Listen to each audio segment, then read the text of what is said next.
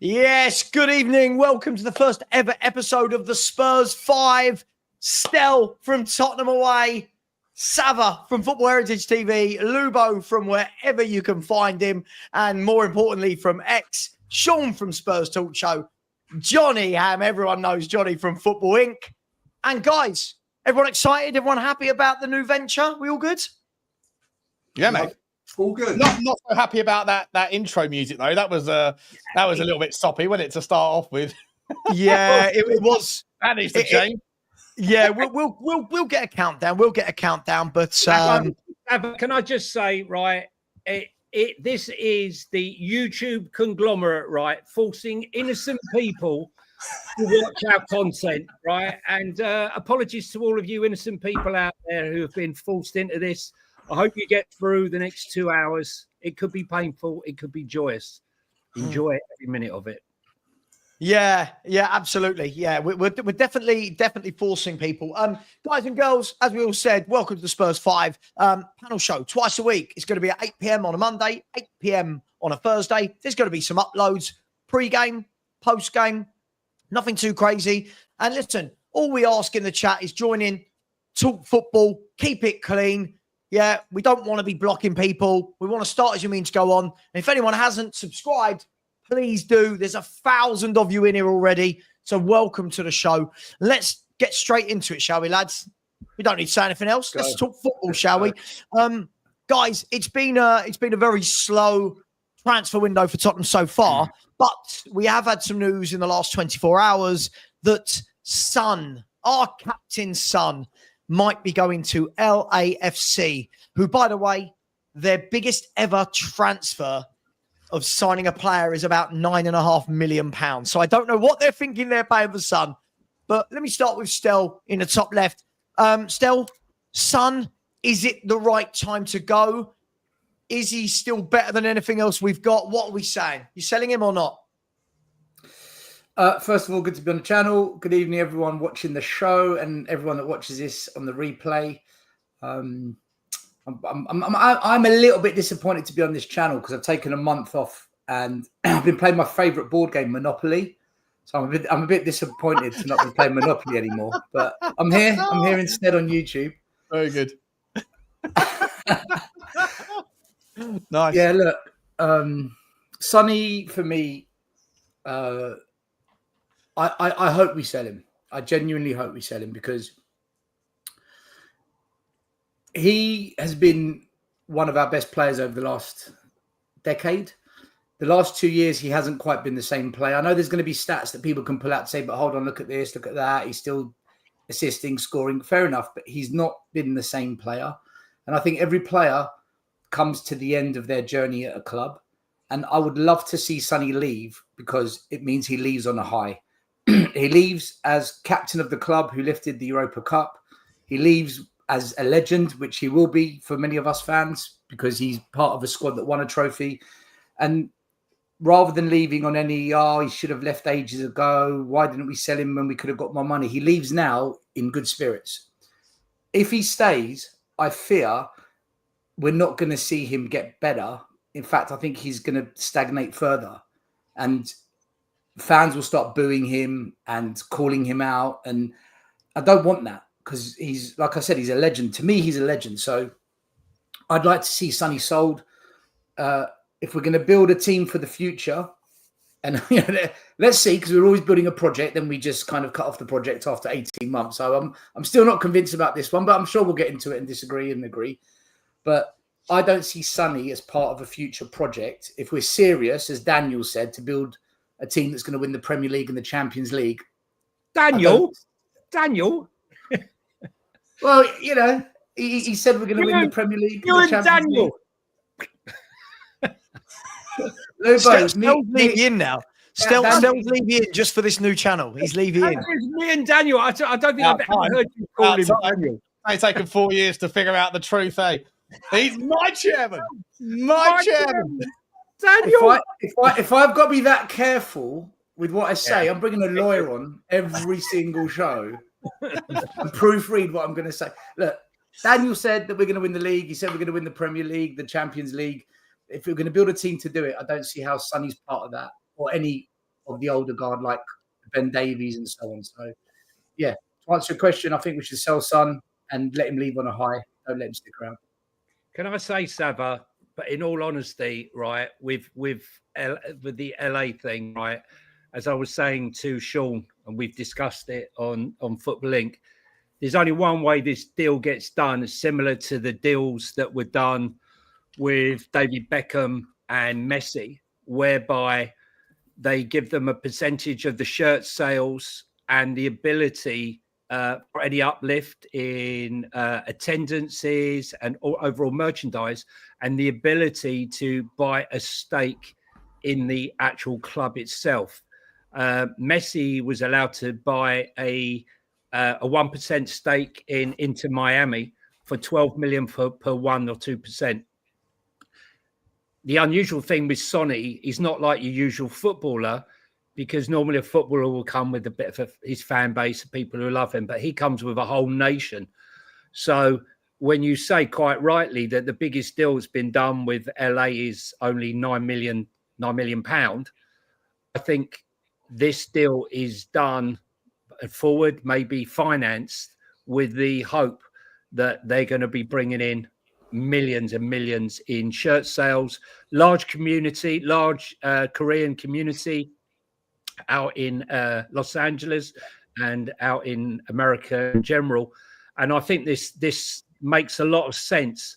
Like Stel said, for me, he's a hero, he's a player that I've loved since he's been here.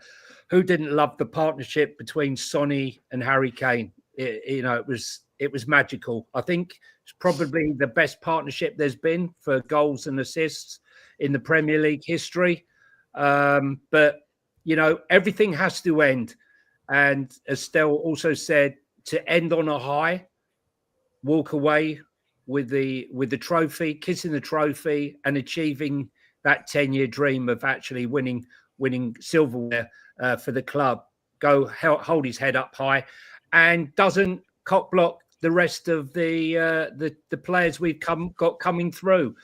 Whether you believe in Matthias Tell or Mikey Moore or Manor Solomon, or how most people see it, a new left wing signing, I think he has to go. The time is right. Can I just ask, before I bring in Lubo and Sean, guys, I want to mix it up for you two. Isn't the worry going to be that if we let Son go, are we sure we're going to actually replace him, or have we already got the replacement in Matisse Tell? Go on, Lubo. What are you replacing though? What does he do now that needs replacing? Well, he's our starting left-sided forward, isn't he? Yeah, but what does he offer now? The current Son, what does he offer? Look, I completely agree with you. I'm just trying to point out that if you're going to let go of a player that has been one of your best players for a better part of 10 years, it's going to be very underwhelming if I see Tell as that guy lining up on the left-hand side immediately. I'm all for his development, but as a starting left-sided forward, it's a massive drop-off, isn't it? It is a bit, which is why I think he'll start with 3-5-2, and I think you'll see Udogie going down the left. Honestly, he's got his. For me, the way it looks already is that he's got his cover on at left back with Mickey, who he'll just slot across. He's got Danso, he's got Romero, who's still at the club, and I can see Romero staying. Romero wanted Champions League football. He wanted to see trophies. He's got both. Don't understand why he would want to leave. To be honest, exciting new manager. I think it's going to be an exciting season, particularly after Christmas, when the guys have learnt, when they've integrated into Frank's system. That's how I think he'll play it. And, for me, I want to remember Sonny, the 2 goals he scored at the Etihad, the day we beat them in the Champions League quarter-final. There was a spectacular goal at Middlesbrough. I remember early on, still first or second season, when we were last up there, the goal he scored against Burnley when he ran 50, 60, 70 yards. That's how I want to remember Son. Now's the time to go. With the trophy. Can I ask you, sorry, I want to ask you though, you've said there that we'll go to a 3-5-2. In the 3-5-2, what does that mean for so far our one and only first team signing in terms of Mohamed Kudus? Well, I think he'll play any two. Personally, I think he'll start with Kudus and Solanke. Are you looking? Oh, you think he's going to go with Kudus up top? No. Yes. Lubo, you've completely, like, what are we doing here? We're so far away from what's going to happen. We're doing Sean, it. come on, we're 10 minutes in. We need 5 a minutes. row. Oh, listen, I doing? wanted to. I haven't had a drink. I deliberately didn't have a drink because I didn't want to start the show off with a firework. But Lubo, what? Hey, he's not. He's starting with the back four. Right? It's obvious. I think to everyone, it's a 4-2-3-1 or some variation of it. So I can't agree with that sort of take. In terms of Sonny, like for me, I agree with what Stel said. I agree with what Johnny said. Right time to sunset the story. Right time to move him on. The problem is, I don't think LA is appetizing for him. I think that he doesn't care about money. I don't believe. I think he said that already. I think he's got to the point where money doesn't matter anymore. He's looking for more than that. And I think that for him, if you move to a place like Turkey or a place like Saudi or a place like America, that is the acceptance of the downfall, the decline of your career. He was out in career, not career. He was out in career for the international break before the end of the season. And I remember when he wasn't playing and he wasn't getting the minutes, and the Korean media said to him, what's going on? Why aren't you playing? He said, you have to ask the boss. I'm the fittest I've ever been. I think the guy's in denial. I think he's a little bit sad. I think he knows deep down that he's on the decline and he doesn't have that turn of pace anymore. But I don't think he wants to go to a place like America because it's a graveyard of great footballers. Same with Saudi, same with possibly Turkey. And I think that he will dig his heels in because I don't think he wants to accept the fact that he can't play at the top level anymore. And whilst I completely agree with Johnny about it would be great if we could move him on, I think that 90% of the Tottenham fan base are all in agreement. Don't ruin the legacy. Don't do the Hugo Lloris. Know when it's time to say goodbye. Go to career. Do your testimonial in front of your own fans. Let that be the last thing. Then we'll say goodbye. A really uncomfortable part of me is thinking that he's going to cop block our summer. Well, the good thing is, Sean, unlike Hugo Lloris, Daniel is going to give him a winner's watch as opposed to the loser's watch. But I get your drift, and I agree. He's living in a river in Egypt, but he has to come to the realization that it's time. I think you could be right. I think he could dig his heels in until January. The problem here for Spurs is that we have to fulfill our obligation out in Asia. If he doesn't turn up, we lose 75% of the appearance fee. If he doesn't play in the game, we lose 50% of the appearance fee. So there's no chance whatsoever that he's not going to play in that game. I think we have to assess what the news is and how the news moves on from that point after that game finishes. I think right now it's more of a guessing game. But I believe that the LA thing is a good thing. And look, if you look at the details of what Messi and David Beckham have achieved, they've earned more money moving out to America through these deals, incentive deals of percentages in acquiring. I mean, David Beckham's acquired a franchise that he paid a minimal amount for and is worth 10, 20 times what he's paid for it, plus all the shirt sales. Same with Messi and all his incentives. I think if LA, which really, as Savva says, isn't a big club, but he could make it a big club if they give him that stake. Let's see what happens. The other thing hang on. Sorry, just quickly, Lubo. Sorry, I don't feel like you've had enough heat here yet for that opinion. I'm going to be brutally honest. I'm sorry. You would play. But this is the first time in about 5, 6, 7 years I can remember Spurs buying a proper winger with skill, pace, direct running, trickery, and you want to stick him up top with Dominic Solanke. I'm baffled. And to be entirely honest, Savva, like Lou, but the only reason that you went into that 3-5-2 weird thing was by suggesting that Sonny was going to play, and then under the duress of the question around Kudus, you suddenly suggested that Sonny wasn't going to be playing at all. No, and that Solanke and Kudus were going to be playing. I don't think. Listen, Sonny came on. He came on the second half the other day. He just looked so short, and I don't want to remember Sonny bloody heightist being the shadow of the player that he was, and he won't get away with it with Frank like he did with Ange. And yes, his goals and assists were credible. You know, they were respectable, but he's on the way down. And if people are saying Tell's not ready and Mikey Moore's not ready, Solomon, who knows? How do you know he won't get away with it? What, with Frank? Yeah. Well, Ange had Sonny as his captain, so he had to keep playing him. But we did 15 minutes without mentioning Ange Postecoglou. Every manager keeps playing Sonny. Every single manager. That's true. I don't think Frank's going to buckle. I don't think Frank's going to be any different if Sonny stays. Yeah, 100%. I agree. It's like he's got the keys to the kingdom, isn't he? Well, he's opened the door to maybe Romero being captain by splitting the captaincy between the two at Reading. So let's see how that proceeds. Pre-season, though, isn't it? It's just one half the kids play, one half. For me, pre-season will give very little indication as to what the real season's going to look like in terms of players playing and starting 11. Every year we go through this, we see things pre-season, then the season starts is completely different to what we've been seeing. Maybe the formations and the style of play stays the same, but team selection, he'll go with his strongest 11. Every manager does. Stel, do you mean like every pre-season when we see a couple of kids do well in the pre-season games and everyone says they're gonna be a star and then they get loaned out the week before we start the season? Basically yes. Yeah. I just can't believe this. I can't imagine Frank will start with 3-5-2. So I'm going to bring it back to if he plays his favoured formation, which is a 4-2-3-1.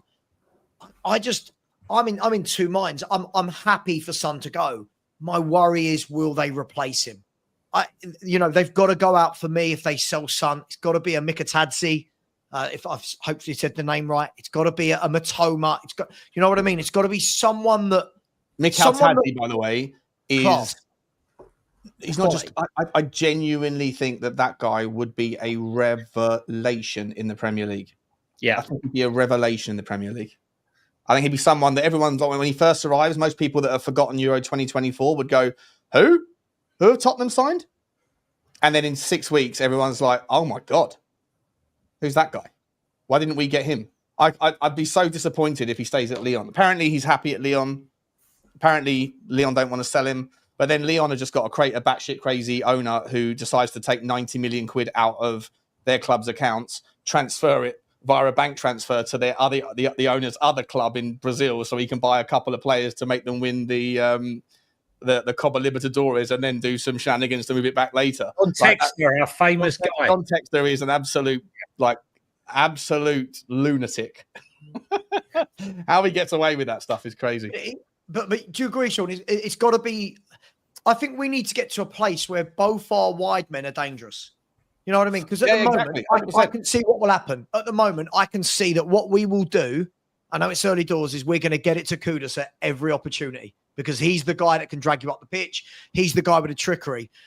I want us to be a team not if Sonny starts, though, because this is the problem. So when Sonny's on the pitch, we do everything down our left-hand side. We accommodate him like we accommodate Richarlison when he's playing. True. When Richarlison's playing, we seem to like forego our entire strategy and just lump the ball into the box because it's the only thing that he can do is be a nuisance and he's decent in the air. And everyone knows he can't trap a bag of cement. So we have to adapt our entire team strategy to accommodate him. And we do exactly the same thing with Sonny. And I'm sick of it. I'm sick of accommodating people because of their brand and because of their vulnerabilities, their weaknesses that we therefore have to play to their strengths. How about just don't play them? Just don't play them. I think you're all looking at this from a one-dimensional perspective in the sense that we're dealing with a coach that I've watched for 5 years through default, I must hasten to add. And just when I thought I've understood his system, he changes it. Just as I thought I'm watching the game and I know what he's doing, he changes it mid-game. This is a guy that doesn't have one tactic. He doesn't have one way of playing. And I think what he wants, judging by some of the players we've been linked with and we are signing, he likes a player that can adapt, that has a football brain, that can change tactics and understand when we're changing from a 4-2-3-1 or a 5-3-2 or a 4-3-3 or however he changes within the game. They understand that. and they're adaptable enough.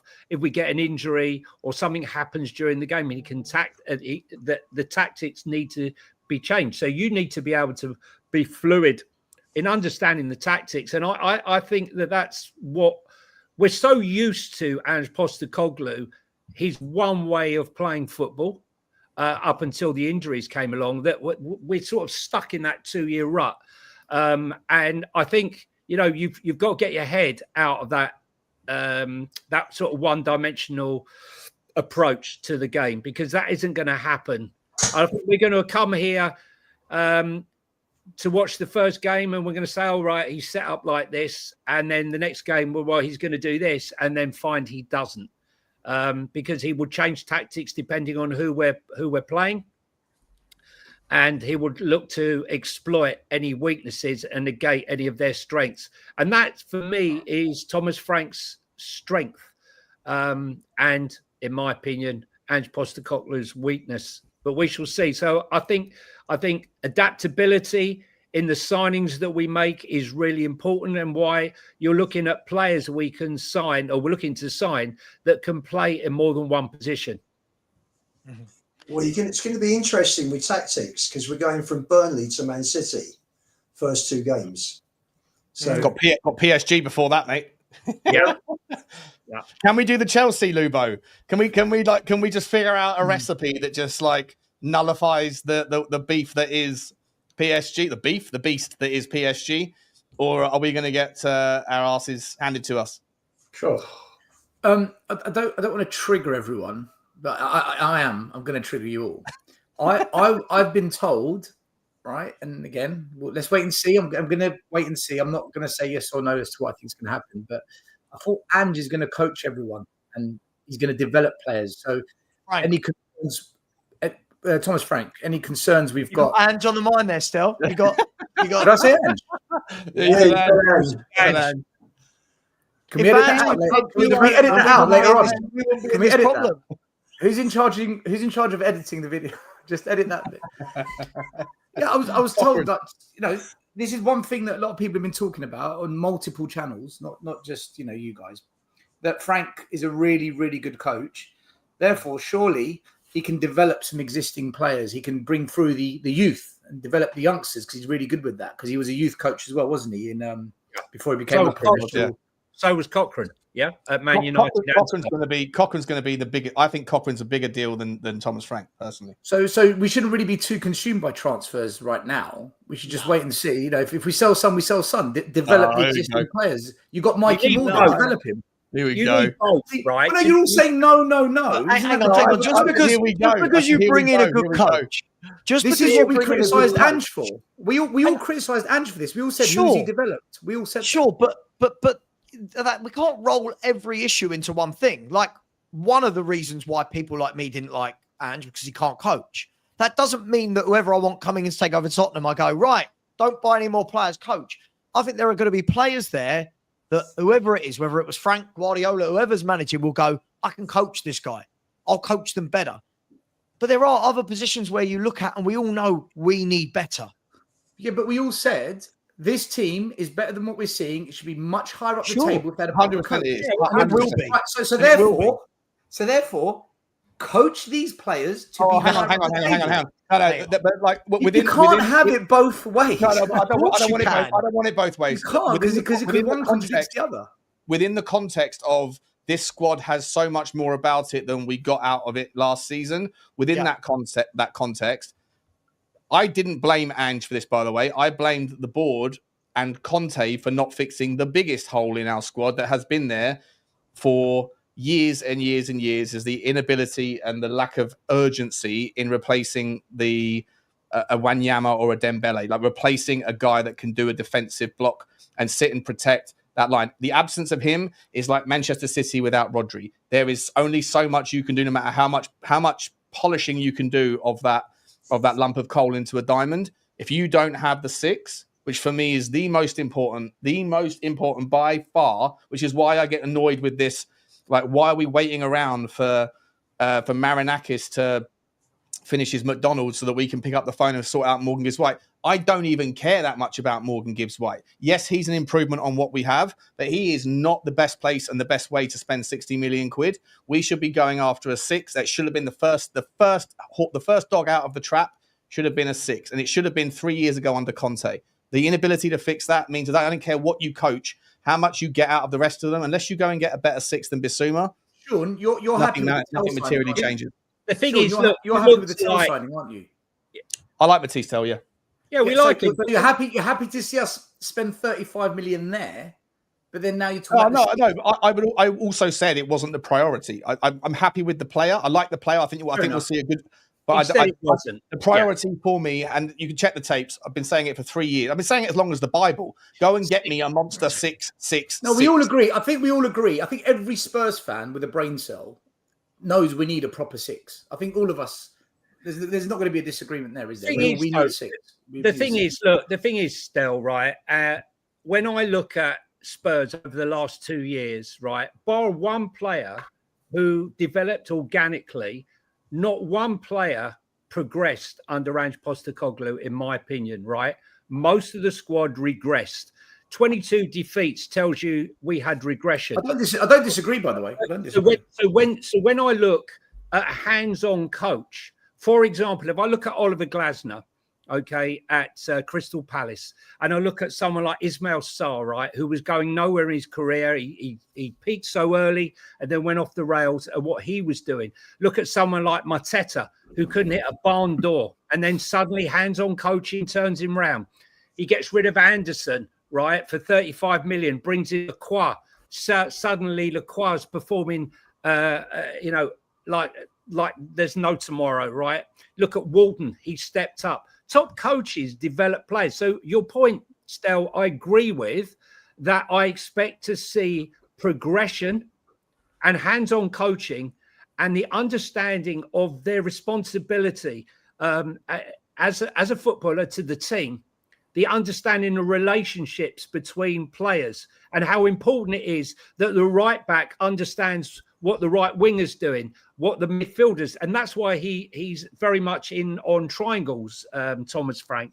And I think over a time, if he does get given time, to your point, he will develop these players and kids will improve. But that does not negate. That's the point I was making. That's what I expect to see, right? Not negate the need for transfers, right? The club need transfers. The club needs fantastic. Yeah, Johnny, I agree. Yeah. But the reason I said it is because, and do you know what? Let me ask the question now. Let's do it now because it's the first show, and then when the season ends, we can come back to it.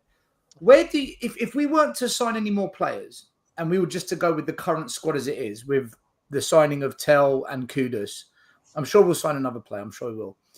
Where do you expect us to finish in the league? Because with Ange. If the window finished now and everybody's squad is how it is. Yes, yeah. We'll go, yeah, because that's going to be the competition. Because with Ange, we did finish 5th place. But that was 2 years ago. And I know. Their squads have changed. But so has ours. We've got a segment about this particular topic coming up. So yeah, we have. All right, I just want everyone to make their predictions today. Well, 100% we'll get to that. But that is a segment that we're going to talk about. Yeah. Cool. Yeah. Listen, I just love the segment. I love the segment. I like Terry's chocolate orange, mate. We're going to get the structure to the show. Listen, guys, I'm going to move on to the second subject. Just going to make sure that you guys know that we're going to do the 30-minute subjects and keep it short, sharp. And what I'm going to do is any super chats I will do, and whoever's hosting each week will do during the segment. So here we go with the super chat. Strap in. I'm going to go through them quick because there's 18 of these bad boys. Are you ready? So first of all, Sam, big up to you for the super sticker. Very much appreciated, Sam. Very generous indeed. Roy Vicken has become a new member. Welcome. Thank you very much. You're our first ever member. So thank you very much, Roy. But you weren't too far behind, were you? Nordic Spurs also become a YouTube member. Big up, Nordic. Big up, Roy. Thank you very much, lads. Thank you. Roy's then come in with a super sticker. Very, very generous indeed, Roy. We appreciate you massively. Cat Funt. Big up to you, Cat Funt. Said, come on, you Spurs 5. Big up to you all and the chat. Big up to you as well. Thank you for your generosity. Bantry with a super sticker as well. Bantry COYS. I like that. Big up to you. Craig, oh, my man. DJ General Tracks said, Savva will sort you out an intro track this weekend. I'll email you back tonight. I'll email you back tonight. Don't worry, General Tracks. We'll sort it out. Thank you very much for your generosity. Appreciate that. Paddy has said, good luck, boys. Thank you. It's just us talking Spurs. We've got this. I'm pretty sure we've got this. The rest of us came chilled. Lubo, suited up. He's had a shave. You know what I mean? He's probably had a shower for the occasion. It's all good. Big up to you, Paddy. Limo. Thank you very much. Came by limo. Big up to Jack Spurs, who put in a super sticker. Thank you very much. Very generous indeed. Thank you very much. Paul Langley is our third channel member. Big up to you. Big up. Thank you very much, Paul Langley. Much appreciated. Vindaloo said, your first super chat. Remember, it came from an Arsenal fan, not a Spurs fan. Good luck, lads. Vindaloo, all I'm going to say before I move on, you guys have got your striker now that you've been craving for years. Excuses. No excuses. No excuses. You've got to go and win that bloody league. They're going to bottle it. They're going to bottle it. Big up to Vindaloo. Big up to Daniel Hewson or Hewson. Said, best of luck with the new channel, lads. Hoyton. Keep it clean. We'll try and keep it clean, at least for episode 1. Who knows what will happen by Thank you, episode Peru. Hoyton down in Peru. Thank you. Big up to you, Daniel. Really appreciate that. Big up to DMB Forever with a super sticker. Always in with a super stickers, this lad. Really appreciate it. And if I'm not wrong, the 1984 UEFA Cup winning picture there. Big up to you. Here's Wolves, Finland. I always thought it was Wolves F1 until someone put me right. Said Spurs 5. You can read it out. I don't mind. It's no. You know what? I'm not going to read that out. No. Wolves, Finland. Appreciate the super chat. Let's not do that. All right, let's I'm not the do first that. one to get abuse on the channel. Okay, Stel is 1-0 up. Stel is 1-0 up in the abuse stakes. Well done, Stel. Big up to you, Wolves Finland. Big up to Daniel Hewson's coming again with another super sticker. Very, very generous, my man. Thank you very much. Chad the Bolt said Spurs 5. Talking Spurs Drive. Big up, boys. Big up, Daddy boy. Chad. Good to see you, mate. Appreciate you, Chad. I love the name Chad. Chad the Bolt. Bernie the Bolt. Big up to you guys. Let me get through these. I'm going to be here all day. Let me get through them quickly. Right. Big up, Chad. Big up to Alan Shug Knight. Said, congratulations, guys, on the new channel. Come on, you Spurs. Thank you very much. Thank you very much. And thank you very much to Henry Wright as well. If you know, you know. Big up to you, Alan Shug Knight. Big up to Cat Fun, who's become member number 4. Member number 4. Big up to you, Cat. Really appreciate that. And we will, in time, probably have some members-only shows. We'll sort all that out as we move. Big up to Destiny, who's put in a super sticker. Very, very generous, Destiny, as always. And you can see that I have modded you, Destiny 5. Big up to you, my man. Big up to Andy Lester, super sticker, channel member of mine on Football Heritage TV. Big up to you, my man. Thank you very much. Mohammed Abid with the super sticker. Thank you very much, Mohammed. Very much appreciated. Channel member number 5 is Daniel Leave Me. I always like this channel. Daniel Leave Me. Big up to you. Thank you very much. Really appreciate that. Alex Gonzalez. So would you guys take Edson Alvarez as the 6? Apparently he was given the green light to look for a new club. No. Is this West Ham's one? Yeah, no, thank you. No, I don't mind him. I'm just not sure he moves the needle. I think he's all right, but don't think he moves the needle, Alex.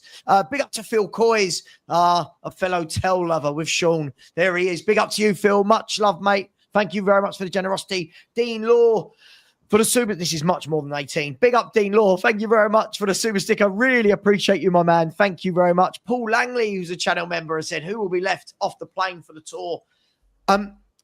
We'll talk about that a bit later because I think it's going to be interesting to see. Man United made it very clear, didn't they?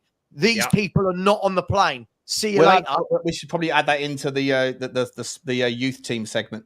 We will. We'll add it in, Paul. Don't you worry.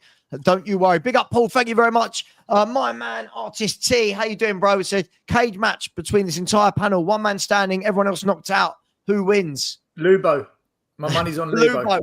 Yeah, Lubo would be super dirty. He'd be super dirty. He'd be grabbing testicles and all sorts. I just got a feeling Lubo would be a dirty little git in the ring. I think he'd be scrappy in the ring. Big up, Artist. Thank you very much. What a question. Big up to Nigel Pure COYS. Everyone loves Nige. Big up to you, my man. Thank you very much for the super sticker. Really appreciate you, bro. Keith West has become channel member number 6. Big up, Keith West, and your beautiful dog. I'm guessing it's your beautiful dog or a beautiful dog. Big up, Keith. Thank you very much. Channel number 7.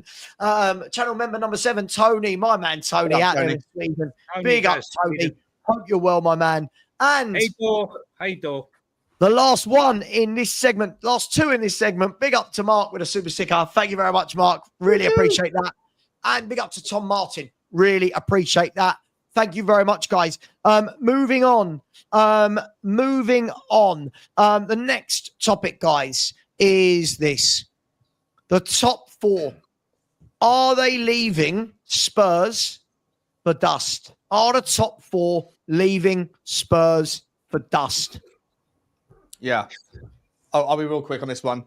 I spoke about this earlier with Johnny on Football Inc. I spoke about it a minute ago, believe it or not. I spoke about it for a couple of minutes, but I just think it doesn't matter what any other team do, not just Tottenham, anyone else. Villa, Newcastle, Tottenham, everyone beneath them.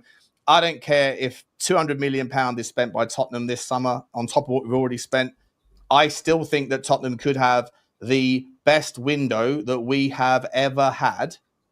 I think you could go out there and get a Mikel Tadzi. You could go and get a João Palhinha. You could get the Gibbs-White deal done. You could go and get a Hincapie, Johnny's boy Hincapie, to play left back, left sided centre back. You could go out there and even get a Benjamin Sesko and have the best window that Tottenham have ever had. And everybody would universally have a consensus that it's a 9 or a 10 out of 10. And we would still find ourselves further behind the top 4 than we did before the start of the window. I think that Liverpool have just absolutely smashed the granny out of that transfer window. It's out of the park. They have an audacity and a confidence and a swagger, and they have the draw and the brand, and they have the money because they don't waste the money. They get it right most of the time, and they haven't spent money before. They have the Champions League, the entry point wrapped up. They'll go deep this year. They'll have more money next year. Manchester City, people are probably forgetting a little bit about City's window because it was all wrapped up at the start. And then at the end of the day, what's happening now is you're looking at City and seeing that they're not worried so much about players for this season. Now they're looking at bringing in James Trafford so that he's ready next year for when Ederson's done. They're looking at bringing in Morten Hallman now for next year when Rodri might be going to Real Madrid. They've already got their team lined up, their squad ready to go, and now they're thinking about succession plans. And Arsenal, a lot of the Arsenal fans are never happy anyway, but they did get their striker, as you said a minute ago, Savva. They did get their, that they got a winger. They've still got a bit more to do probably, but they have improved. And I don't think that anybody else beneath those 3, and probably Chelsea, and Chelsea just have a different relationship with the rules, different relationship with the squad registrations, different relationship with trading generally. And everybody else, it doesn't matter what they do, those 4 are pulled away. So everybody else is scrapping over one more Champions League spot. And it's pretty scary, to be honest. I totally agree. The four are linking. The only chink in the armour, as we've discussed on Football Inc., was Liverpool, for my liking. From midfield to attack, they're absolutely superb. Frightening would be the word. But at the back there, with Quansah going to Bayer Leverkusen and Konate with 1 year left refusing to sign a new contract, they leave themselves with only 3 centre-backs there with Virgil van Dijk, Gomez and Konate. Now, there is no guarantee that they're going to get Mark Gahey, because Mark Gahey, with 1 year left, has to think about his own career, and Liverpool having to deal with Parish. So I'm not 100% sure that can come off. Their other interest is Zabani at Bournemouth, and, linking back up with Kirkes. But his main aim and desire is PSG. So whilst midfield and attack looks absolutely superb, at the back, centre-back, they are one short. Whereas Arsenal look absolutely superb front to back. And I think, Mikel Arteta bitching and moaning, he doesn't have enough depth. I struggle to hear that. It's quite interesting because there he was bragging how he was going to spend big. Arsenal are going to spend big. We're going to spend like 300 million, giving it large. But little did he know that Liverpool already planning bigger and better. And the guy who thought for sure he was going to win the title with what he had planned hadn't bargained for what Liverpool had planned. And as Sean said, with Cherky and the rest of the signings, Mamouche that they did earlier, and Haaland coming back, Man City looks strong. Chelsea, they're going to do Xavi Simons. They're going to do the Ajax boy. Yeah, they're going to do Jared Hatto. That's going to happen. So Spurs, as Sean said, everyone, the rest are going to be scrapping for that 5th place. But I just can't see it. Newcastle in meltdown right now. They've tried to sign 7 different players. They've all said no. They've managed to get Anthony Elanga. And as we saw the news today, fans crying when they saw that Isak has refused, to get on the plane, doesn't want to go. Aston Villa trying to make FFP and PSR for both the Premier League and the UEFA. No, so that does leave a gap for Spurs to sneak in that 5th position. And Manchester United, I'll leave it there. Manchester United, whilst getting Cunha and Bueno looks good, we know that they need a striker because Højlund is pants. They have no defence that's worth talking about apart from Euro. They need a goalkeeper, which they're desperately struggling to get, and they need some centre-backs. So I think it's Spurs' opportunity to get that 5th place, and I think we can get it with a couple of signings. So I'm going to go, for me personally, Spurs, I don't think have any chance of getting top 4, as Sean said, but I think with the right investment and the right coaching, we could definitely be in top 5 and a chance of getting back in the Champions League. I disagree a bit with you guys on this. I disagree slightly. I don't disagree that the transfers of the other clubs are much better. I agree with you there. But I've made a point of this on Tottenham away many a time. No manager at Spurs under this ownership has ever got top 6 and won a trophy. No one's ever done that. And there's a reason. Because we never build a squad good enough to deal with injuries, to rotate for international duty, to give players a rest when we're playing 3 games a week, so that we can compete on all fronts. Spurs is incapable of competing on all fronts. We're not made that way under this ownership. We've been close under Pochettino, though. We crushed out of all the cups, Sean. We got to the Champions League final the year we came semis and finals. And finished in the top 4. That's not on all fronts, though. I'm talking about the domestic cups, Europe, and the league. All in the same season. You want us to finish? No. What I'm saying, he did better than the rest. I agree with that. He did better than the rest. But we've never, ever really managed to be in a situation where we are doing well in all competitions. So, but how many teams have ever? Let me land the point. Sure, let me land the point.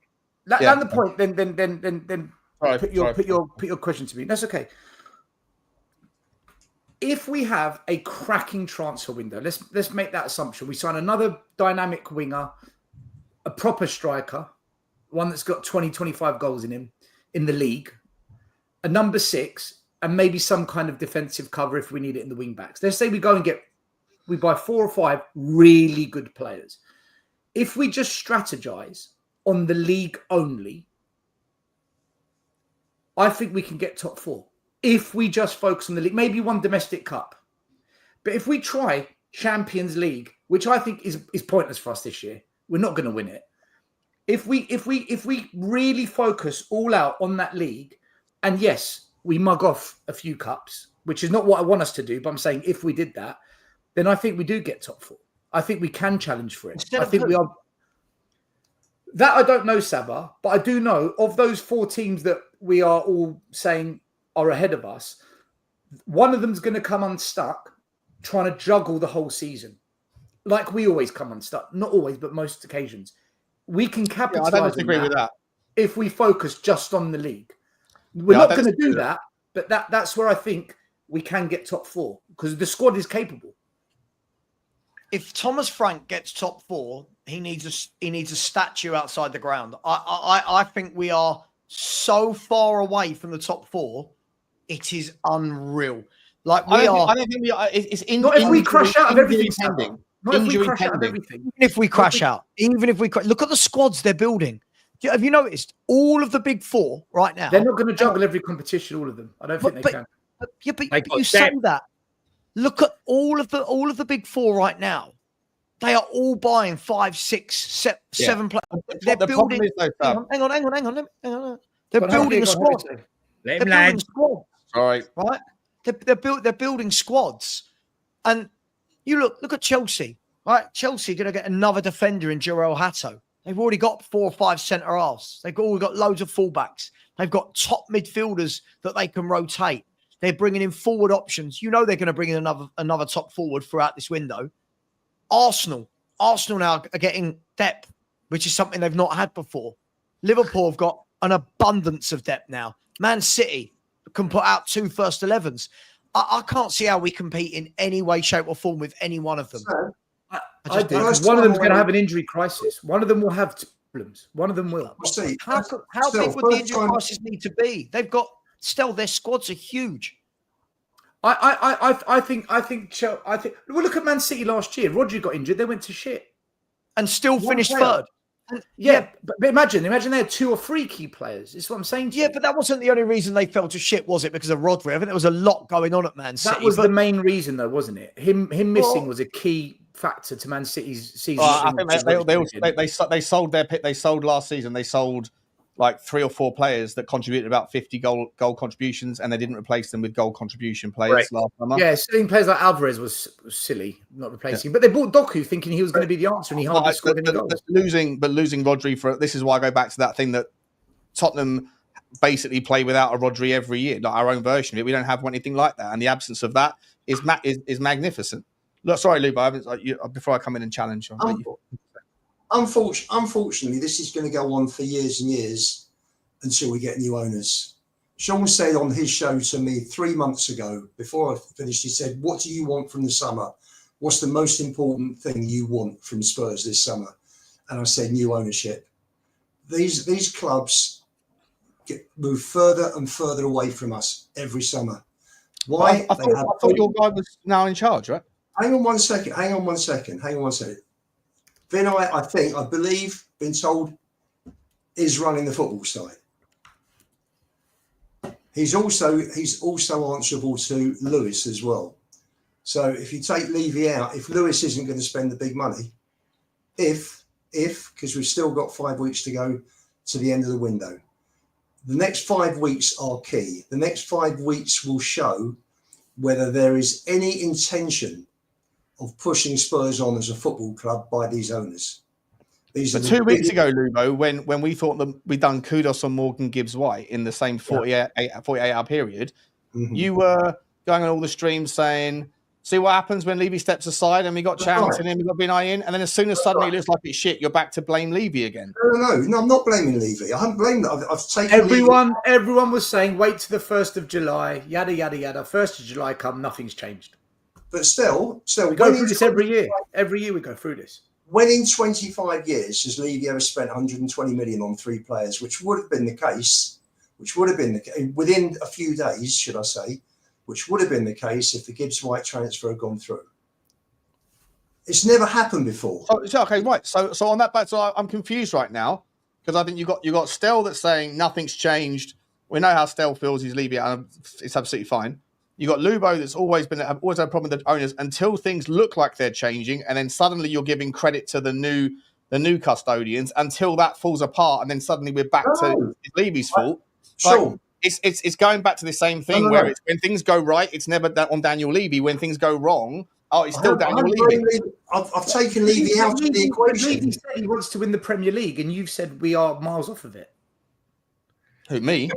Yeah. You said tonight that we're miles off of the top four. We are miles. We're 100% miles off of it. But the chairman is saying he wants to win the Premier League. He wants to but you have spent £300 million, right? We have spent £300 million. We can't say we haven't spent any money under Ange Postecoglou. Money was invested, but Ange Postecoglou's talent ID, in my humble opinion, was poor. Right, I don't think that money was spent. So was Conte's then. So was Mourinho's. Well, I'm just saying, it's the same rubbish we sign every manager. Is Daniel Levy responsible for the talent ID? No, it wasn't. No, it wasn't. I'm just He's saying. responsible for hiring the people that are, though.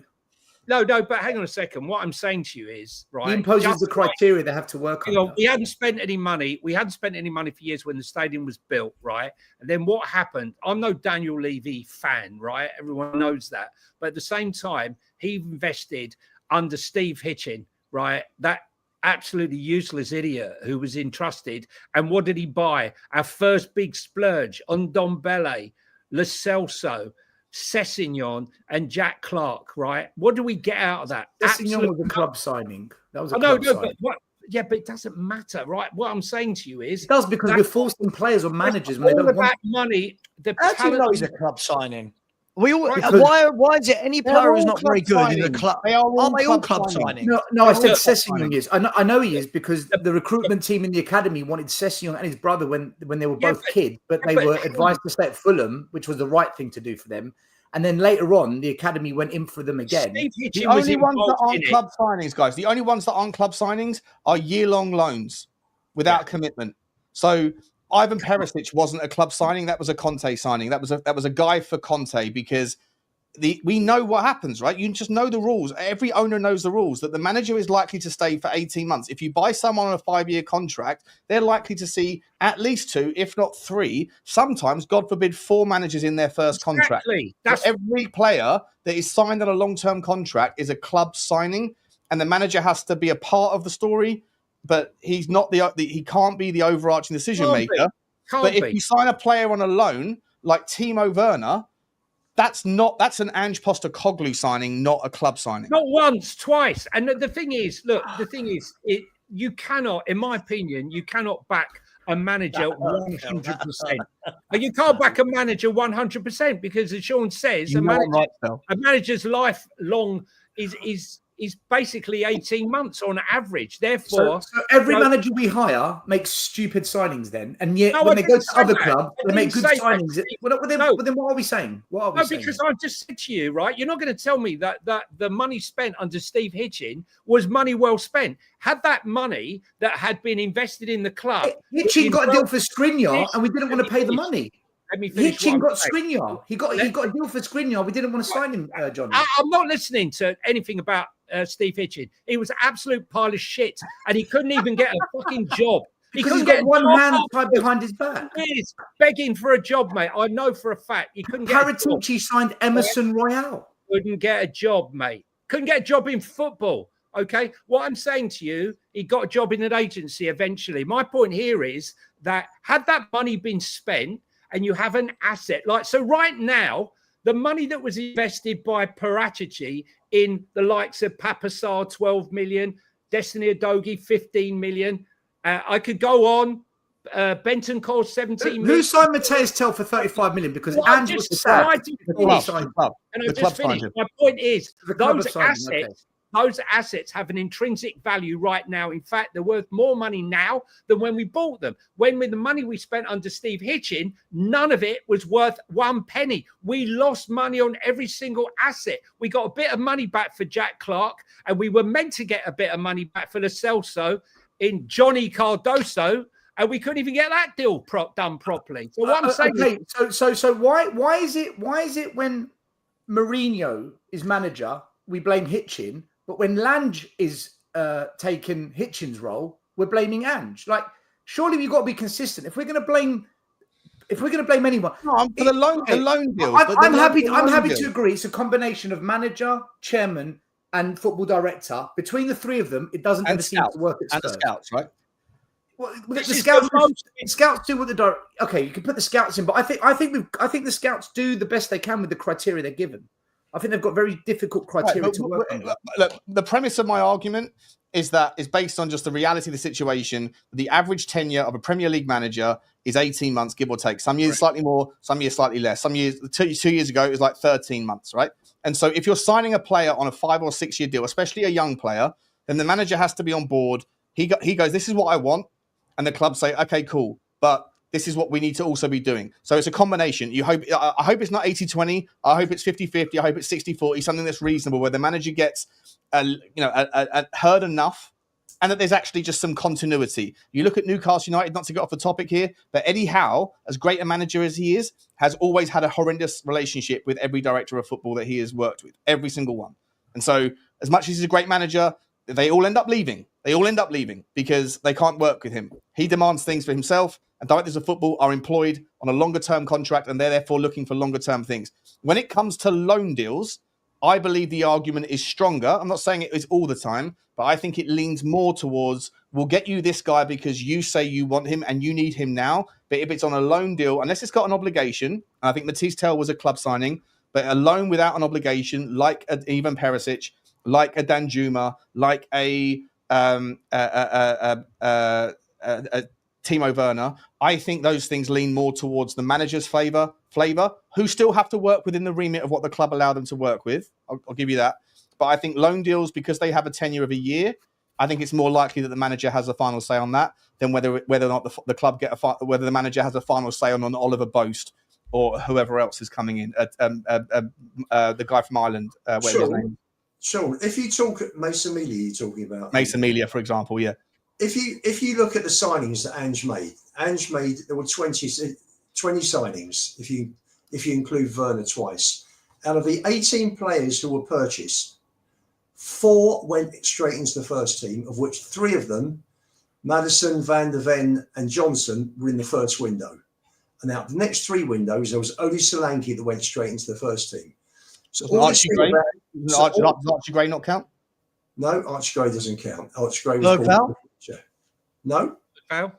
Bergvall wasn't bought to go straight in the first team. What do you mean straight into the first team? As in, like they were picked in the first week of them being a player? They were bought to go straight into the first team. Like Bergvall was promised first team minutes, so he should count. Hang on. Did we not say that last season's summer window there was Solanke and 4 kids that were bought? There was 1 established player. And this year, sorry, if we buy Lamine Yamal, is he a kid or is he a first team starter? Lamine Yamal is established. Yeah, but Bergvall was established in his own league. Bergvall had already played for Sweden. Like, what are we doing here? No, Bergvall was not expected to walk straight into the first team on day 1. He was promised first team minutes. That was the reason why he joined us versus Barcelona. Okay, but he didn't. Do you not attach some sort of? What do you mean he didn't? No, he didn't. He didn't come straight into the first team. So that's what I'm asking. Is your commentary based on the idea of if you get a start within within the first week, then you were brought into play? If you have to wait a couple of weeks to get some minutes? I think we all know Lamau is a world-class talent, and it's a different. You can't really compare him. Yeah, I'm using a facetious example.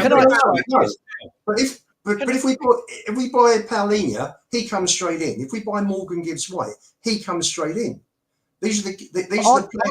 Archie Gray cost us 40 million quid, mate. That's right. He's one for the future. Sorry, I need to caveat this. I'd like to caveat this. Sorry, I've done this before. We've done this dance before, Lubo. And I think that, again, the word context is very important. When you're saying that the players that Ange Postecoglou got that went into the first team, first and foremost, you acknowledge yourself that Ange Postecoglou was incapable of rotating the players, right? Totally. So the fact that Dragoshin never got a run of games unless someone was injured, the fact, you know what I mean? The fact that the others didn't as well, that's on him, right? Now, hang on. I haven't talked for ages. Let me, right? You've got to remember when Ange Postecoglou walked in, right? So he got Vicario, Maddison, Van der Ven and Brennan Johnson all in his first window, right? 4 first-team players, 4, right? Please bear in mind, Destiny Udogie was another one who had just come back from loan, right? So essentially, he got a brand new player, right? Essentially, a brand new, our number 1 left back came that summer.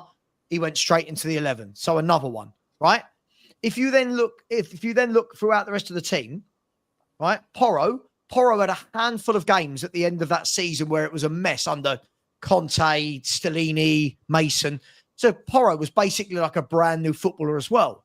So when you're saying like, look what he didn't get, he got given, all of these players came in at once that were basically brand new to Tottenham Hotspur of first team players, right? He then had Bentancur that everyone loves, right? In that midfield as well, right? He's got Son, who everyone loves as the club captain.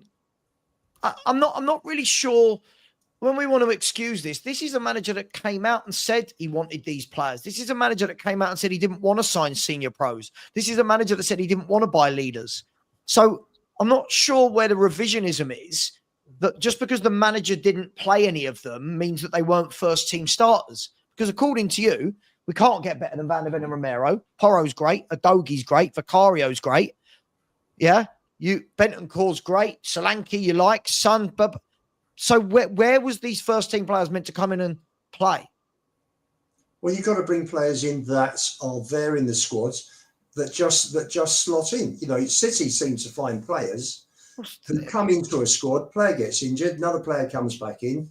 When we suggested that, you said no. Transition is seamless between the players. When we suggested that last summer, you said no. You wanted Archie Gray. You didn't want. I said I wanted. You didn't want a player that came and slotted straight in. You wanted Archie Gray at 40 million. That's right, correct. I want good kids brought in, but at the same time, we've got to be bringing in established players, and we didn't replace anybody hardly. Who, you know, look how many established players went out last summer, and we brought one established player in Solanke. That was the fault. That was the problem. I agree, but the manager said that's what he wanted. If you remember back to what the manager says and what he means are two different things. Hang on. Yeah, but when you keep hang on. The party line, doesn't he? Hang on. No, hang on. When you keep saying it throughout the season, it becomes the truth. Well, this is the manager that when he was asked about centre half said he didn't want to bring in any other centre halves. He didn't want to block the path for some of the younger players. When he was asked about midfield, I'm happy with Bergvall and Gray. Like, I'm sorry, we can't have it all ways. You can't have it all ways. As I said to you, I said this to you last summer. What I said came true. And I will give a bit of an I told you so. I said the problem you've got is Spurs. They brought in Archie Gray. We already had Bergvall. You can't blood both of them at the same time. You can't be bringing two 18-year-old centre midfielders and expecting that they're both going to get blooded. And this is where I will stick up for Ange. When we're having a going, Ange didn't play him in midfield. Yeah, but everyone wanted Bergvall in midfield. You're not going to play Bergvall and Gray in midfield. You've missed my point. My point to the whole conversation is that Ange spent 380 million on 18 players, and he inherited 4 players. When he came in, he inherited 4 that had joined in Udogi, Basuma, Vicario. Who was the fourth? There was a fourth, wasn't there? Porro, Basuma, Vicario, Bentancur's son. No. There were 4. 3 or 4. There might have been 3. Porro was the 4th. But from the time he joined the club on July the 1st, he bought from July the 1st, he bought 18 players, and only 4 of them went straight into the first team. So for me, was he backed? Probably not. The wage restraint, the wage cap, obviously had an effect. Another effect was in terms of a midfield player. I didn't want Graham Bergvall to start in midfield, but Ange went after Gallagher the whole summer, and he knew, and everybody told him he wasn't going to get him. And in the end, that money was spent on Solanke. So yes, we missed out in midfield, and we struggled badly in midfield last season. So, but hang on, but didn't he bring in? Hang on, sorry, the revisionism I think here is staggering. No Hang on. When Spurs beat Bayern Munich to the signing of Radu Dragusin, everyone was losing their minds. Oh my God, we've got another really good quality centre back. We beat Bayern Munich to him. That's a first team player that Ange was given. That's a squad player. He's not a first 11 player. Romero and Van der Ven are fit. Dragusin does not play. So can I bring you up on the point you said just now? You said Man City do it really well. Man City don't have a first 11. This is where, as fans, I think we're confused what we want. 100%. We got a squad, right? We do have basically a first. Hang on. But so you're conflating two arguments, Lubo. Oh. You're talking about first 11, yeah, squad. What we've actually been given in this last couple of windows, right? We were given Dragusin and Danso, 2 good centre halves as part of the squad. Whether they get played or not in the first 11, that's down to the manager. Maybe if the manager had actually rotated better, you might see Romero and Van der Ven not have had those injuries. Jed Spence, bloody good fullback, right back or left back. Only ever got used with injuries. Yeah, he wanted to play a bogey every minute. every minute, even though he just come back from what was it, his hamstring last summer or his groin or whatever it was. So he had the players to rotate, but we sound like a small club, Lubo, when we're going first 11. We sound like a small club. First 11. He had players to rotate. He never did. And you know what, Savva, for your argument there, Savva, you know, like the kids that bought in not to play in were just to be brought along. Gray played 45 games and Bergvall played 57. Yeah? 45 and 57. The club only played 41 games in total the year before under Ange. And we have 45 and 57. And these kids were thrown in playing more games than they should have done. Gray was never ready. He was never ready. So many of us said it all season. It was. He wasn't up and the ready. Future that got thrown in because. Can I bring up something on these transfers? Because I was looking at this with Matt Copin from my channel. In fact, let me bring up a graphic. I put it together today. It's nothing complicated. Don't worry. Oh, graphics are in debut show and there's graphics. Oh, graphics. Oh dear. PowerPoint presentation. We can all bring graphics, bro. Children, sit down. The classroom has been started. Okay. Oh wow, what's this? All right, hello. students. Okay, hello. students. Since 1993, when the Premier League began, if you look at the number of players the top 6 clubs have signed that cost 35 million or more, and you correlate that with trophy success, Spurs are way off the mark. And there is a correlation between what clubs pay for players and trophies won. So just so, in case people don't understand this graph, Chelsea have signed 32 players for 35 million or more. Man City have signed 29, United 27, Liverpool 22, Arsenal 16. Spurs have only ever signed 13 players above 35 mil. Yeah, I think the massive takeaway there is not the amount. It's like what's the context of the amount of money spent? Why is it that if you were to look at the 30 years before that, you wouldn't see Chelsea or Manchester City, and I'd even adjust for inflation, you wouldn't see those two teams in the top 30 teams because they were nobodies before certain things materialised. But Liverpool, Arsenal, United are still ahead of us. So if you take them two out, the most successful teams of all time. Yeah. But what they're doing is they're spending larger sums of money on transfers, and in general, those more expensive players have helped contribute towards more trophy success. And I'm not saying if you spend 50 million, you're guaranteed to sign a top player. But what I'm saying is there is a correlation that. Of course, there's a correlation between the previous, like the amount of trophies you won before, that leads to the amount of trophies you won in the future. There's so many more. It's like the people that are saying now, like I love Connor from Levynomics to pieces, love him to pieces, he's a great guy, but he puts out the kind of the Levy out talking point of the last 12 months. Once the previous 5 or 6 other talking points have all sort of disappeared because they're no longer relevant. The last remaining kind of correlation, the gap between what is it the top 5, the people that win the trophies, what is it that they do now that we don't do? And it's the wage gap ratio, right? The turnover to wage ratio. We're at 42%. But you know what? In that same body of work that Connor put out, it said that Tottenham Hotspur have had the lowest, either the 20th, 19th, 18th or 17th lowest wage to turnover ratio for the last 15 years, I think he used.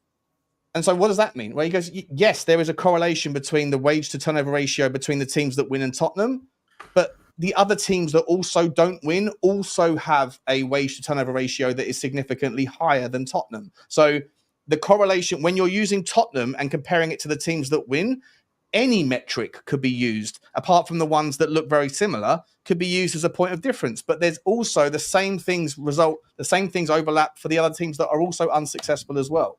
It's a cherry picking data set, mate. No. There are other factors that you could also say, wages, and I don't disagree. But one thing that's common at Spurs, and it happened with Conte, it happened with Mourinho, and it happened with Ange. When we get a transfer budget, and that's what this graph is showing. If I'm going to go a bit deeper on it, if we have 150, 200 million, Spurs will sign 8 or 9 players. A £10 million player, a £5 million player, maybe 150 million. Historically, yes, we don't know that's the metric from this point. Even under Ange, it was a similar type of behaviour in terms of ratio of players 35 and above. right? But whereas these other clubs, if they have 200 million, they'll sign 3 or 4 players of a high value that tend to be of a better quality. Because they can pick up the phone and say, "Hey, look, when we were cheating for the last 25 years, in the case of City or Chelsea, look at the brand." Let's use Arsenal because they're not cheating. Let's use Arsenal because they don't cheat. They are cheating. Arsenal have cheated, by the way. They're not cheating. They are cheating. They are cheating. They absolutely cheated. They absolutely did cheat. The only thing is that now the rules have been rewritten because Manchester City went, we're not allowed to do third-party transactions that are overinflated relative to value. That's fine, but how is that okay if Arsenal's Cronkies can loan the club money at 0 or next to 0 interest rates? And the correct answer should have been, you're right. You shouldn't be able to do either. So correct.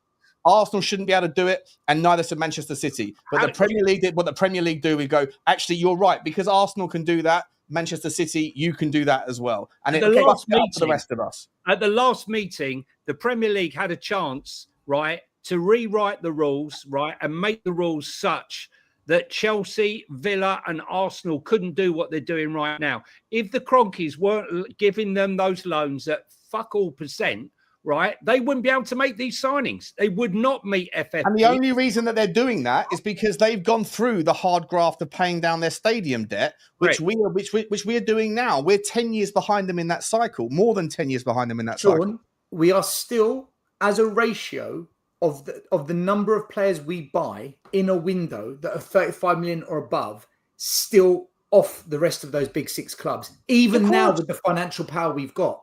We don't have the draw that they have, mate. Look what's happening to Newcastle United. Newcastle United right now, this summer, have got a fan base that... One second, I'll hand back.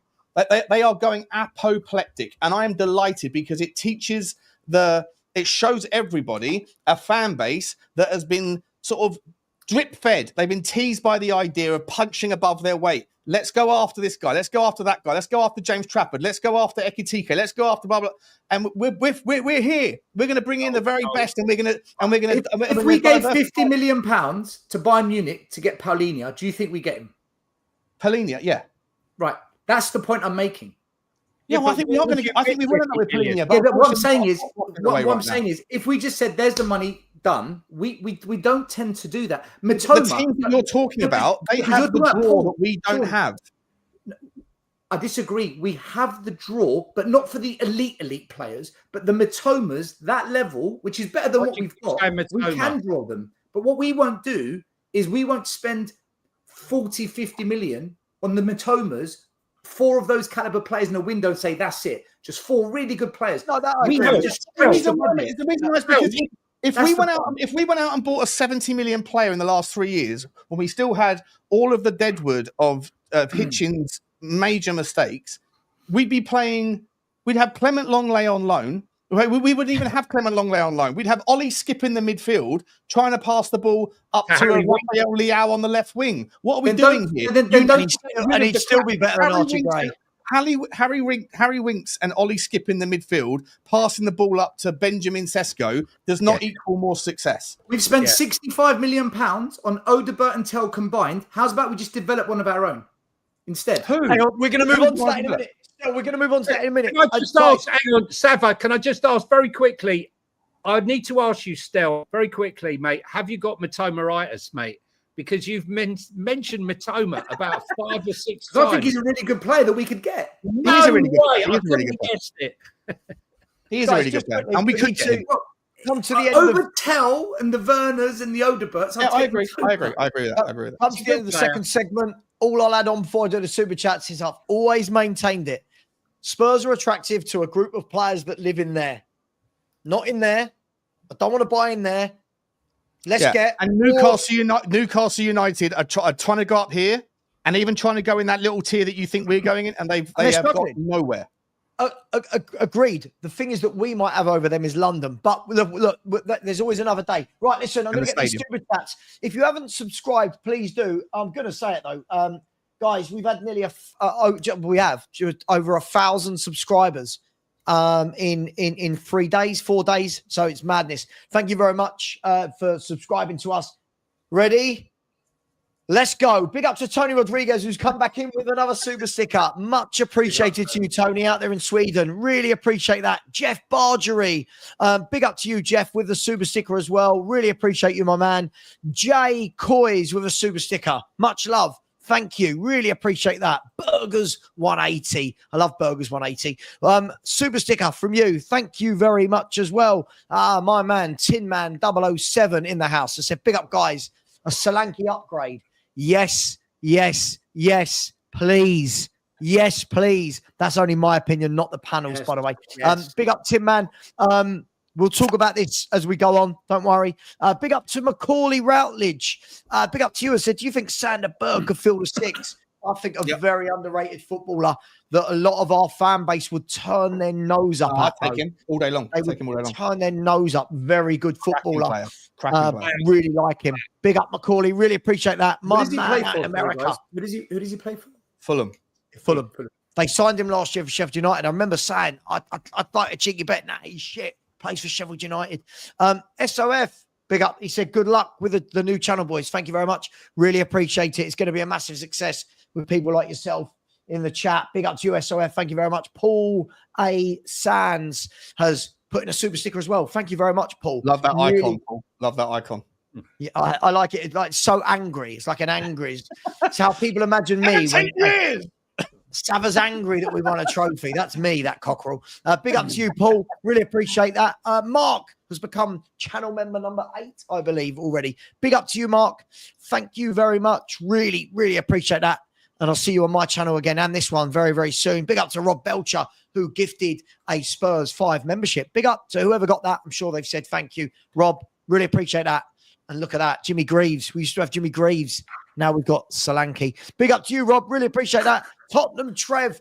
My man Trev said top 4, no chance. Sorry. Top 8 will be hard enough. I agree. I think it's going to be a tough slog unless we sort out that midfield and a proper left winger and a forward. I think we're lacking massively in the forward areas. Big up to you, Trev.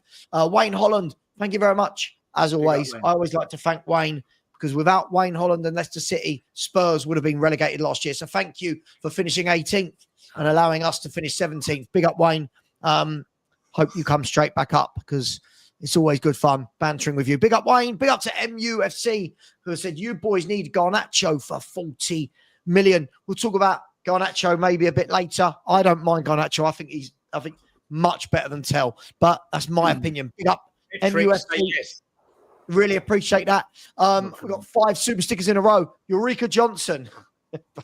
Why not? Why not? Big up. I love the photo on that as well. Big up, Eureka. Thank you very much. Big up to Emma Morton, always in my channel, putting in super stickers. Big up to you, Emma. Really, really appreciate that. Big up to Andy Lester.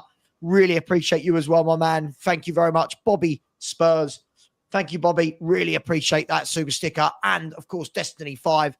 And before my voice goes, Joseph O'Hanlon, last but not least for this segment, I said, why can't we do that? I know we did the inflated prices thing. I know we had to offload a load of players, but we did over time contract with loopholes, all said, but we must nab the Premier League next season. Premier League. I'm not sure we can nab a Premier League. I mean, Liverpool are buying players for fun at the moment, and City and Arsenal are pretty good, and Chelsea are a good team. And I think let's chase down Villa and Newcastle first. Let's chase them down. The Prem League 2. Prem 2. The Premier League. Big up to you. And just quickly, a couple of really quickly slipped in. Big up to Dill, who becomes channel member number 10, I believe. Big up to you. Really appreciate that. Thank you so much for your support. Thank you, Ryan Trestane, for your support. Become a channel member number 11. Big up to you. And Tony Rodriguez coming with another super sticker. Very generous, Tony. Really, really appreciate that. Any more will be read out in the next bit. But for now, the next subject is one I'm looking forward to. I'll tell you what, I've got 2 subjects left. Where are we going to go? I'll go here. Spurs Academy. Is it overrated? Now, this is going to be fun, because Johnny and Lubo have been waffling for as long as I've seen this last year about how great our young players are. I've already told you my stance. Who would like to start? Spurs Academy overrated. No, disagree. Can I go last on this one because I've got plenty to say. Sure. I thought Lubo would go. Lubo, go on, kick us off. Tell us why they're all worth 100 million. Go on. They just need an opportunity, these kids. We have got best set of kids since the early 90s, since the days of Barnby and Kasky. I genuinely think that, just from what I've seen. I watched some youth team games. We got some really good kids, and they don't get proper opportunities. I don't think, personally, you got Williams Barnett now coming through, who's meant to be absolutely superb. I think Johnny will know a few more as well from your watching as well. We've got kids; they need to be given a chance. What's a shame? What's a shame is we lost Mundell because he wanted first team football. We lost last week. We lost Keeley. Keeley was offered a new contract. Wanted to, he's got the taste of playing first team football every weekend. So Keeley didn't want to sign the contract, so he went. There was Mundell. Who else was that? Madueke, another one that we lost, who's just gone to Arsenal. We've got to make sure that these boys like Madueke are seen and spotted and given an opportunity and not allowed to leave the club. And hopefully with Thomas Frank, they will get this opportunity. Johnny, look, the thing is for me, guys, right? Look, the step up, the reality is, okay, that whilst this is the best group of kids that I've seen at Spurs in I don't know how long, right? I mean, years and years and years. It was in a bloody mess before Fabio got there. There's no two ways about it. Bunch of Instagram kids who literally were there taking pictures. Look, I'm at the academy. They were never going to be professional footballers. And he's come in and again, under Steve Hitchin, just said, look, this lot's got to go. Steve Hitchin went mad, left, got sacked, what have you. And it was a tough task to turn that around. And it's taken a good while. And whilst I was telling people about what was going on at the time, guys, I don't think anyone was particularly interested. Why were they interested? Because most people were focused on the first team. And rightly so, I totally get that. But quietly behind the scenes, there was things afoot to start recruiting kids that were on our doorstep, only keep sort of a shoestring group of players until we could acquire the right talent. And we started to acquire talent from other clubs, started to do better recruiting of talent within the area. And the other major thing was when Romain Mundell left, because we weren't paying the wages, that also changed. Now, I could go on and wax lyrical about the players that I've seen over the last 2 or 3 years that are coming through and the ones that are coming through now. But the thing to bear in mind that the jump between academy football and Premier League football or even Championship football is huge. Absolutely huge, right? It's huge.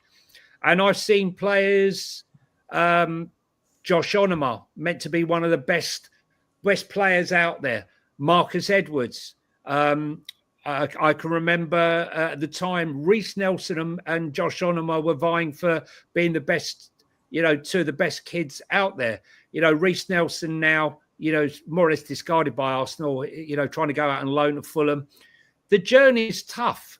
The journey is very tough.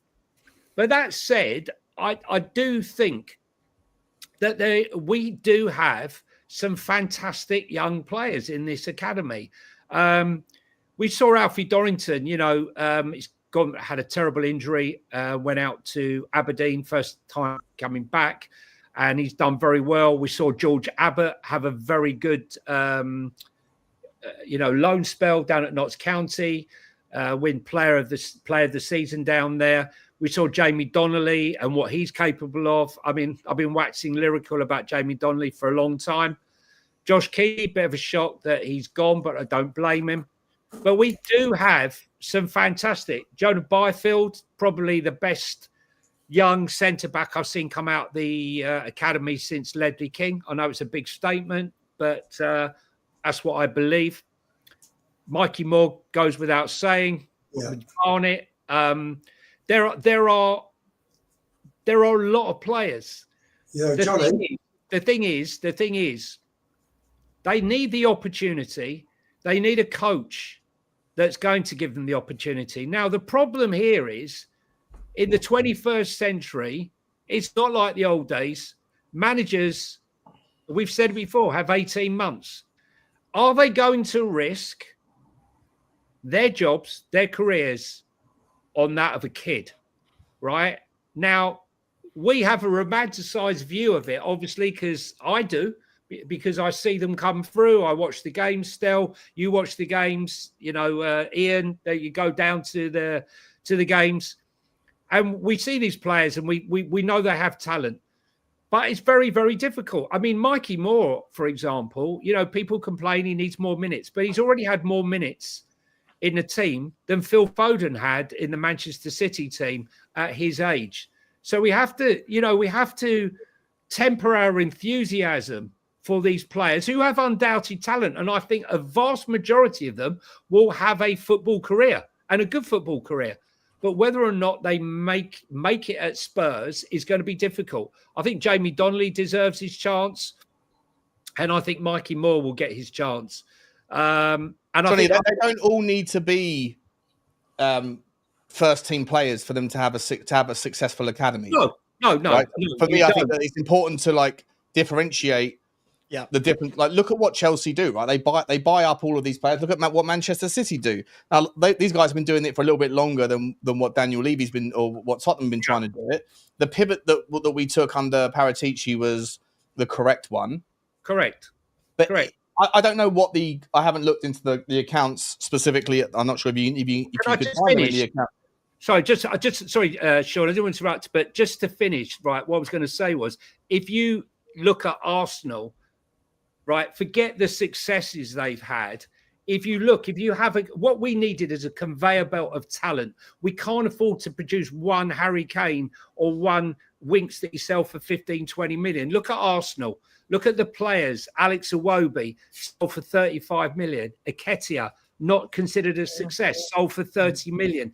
And you can go through the team and you can find players. And even this season, they will have 4 or 5 players that Arsenal fans will consider not good enough, but still they will contribute financially to the club and the acquisition of other talent.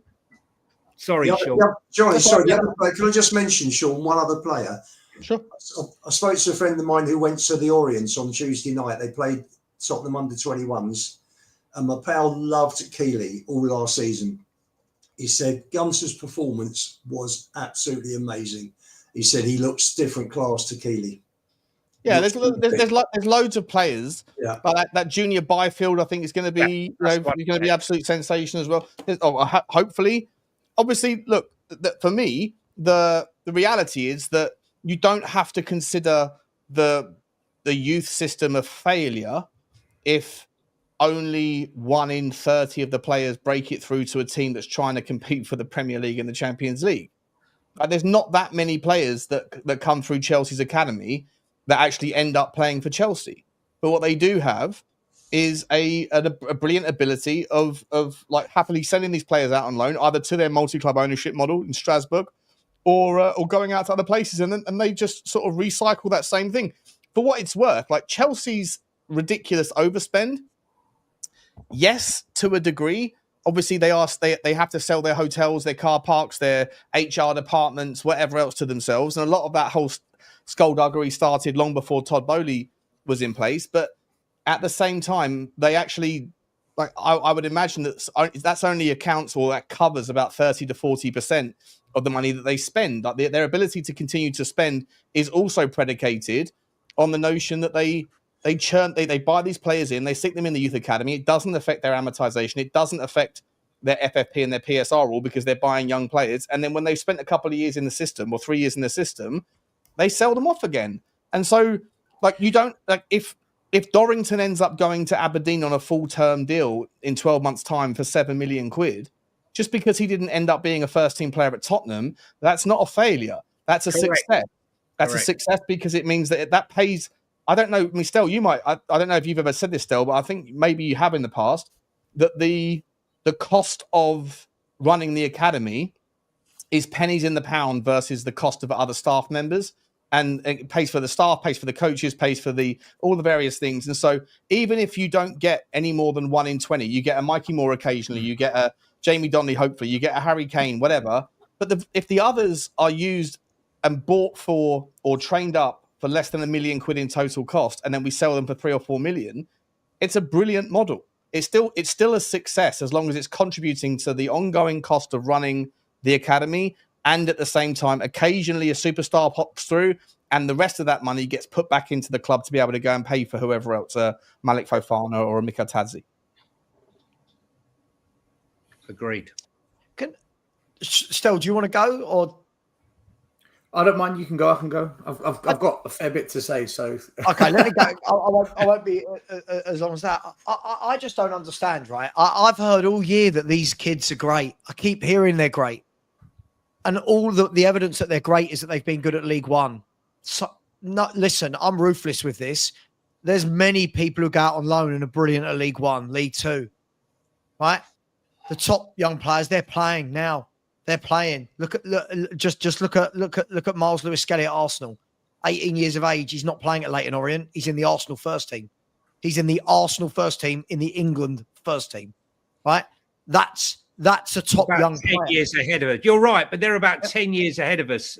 Yeah, but hang on. But they might be ahead of us. But if you're a good enough player, that's got nothing to do with 10 years ahead of us, right? At the end of the day, my concern is we've talked a lot, and obviously I've picked on you two there. Sorry, Johnny, I picked on you and Lubo because you guys talk about the youth quite a lot. Well, sure, I get it, but I've heard all year that Josh Keeley's this wonderful goalkeeper. He's joined a League One club for £1 million. Now, the cynic in me says, well, if he was that great, why is no one buying him for more money from a bigger league, right? That's me being cynical. I've watched Moore when he comes on. I hear that Moore's a world beater. I watch him. He's got talent. Yeah, I don't think he's ready. He's not what everyone raves about him like he's Yamin Yamal, right? 100%. I agree with that. He's a good young player, but do I look at him and think he's better than anything we've got in the first 11? Absolutely not, right? And on the same token, here's where I'm going to probably piss a few people off. 17. Hang on a minute. Yeah. He's 17. Sure. No, but hang on, Johnny. Johnny, hang on. But the fact he's 17 then, everyone needs to stop blowing so much smoke up the arse. Because this is the problem. What people want to do is they want to use age. They want to tell me how great a player is. But then when they're not as good as people say or but they're young. Cool. Well, why don't we wait for them to get to that level before we actually praise how great they are? I've heard that we want to bring our youngsters through, but yet Lubo earlier in the show says, I want to go and buy loads of good young players. Well, okay, the young players that we're bringing in are absolutely stopping, right? They're stopping the development of those other players. So why are we bringing in more young players? It must be because the young players in our academy clearly aren't good enough. Yeah, but sometimes, Savva, you don't know until you know.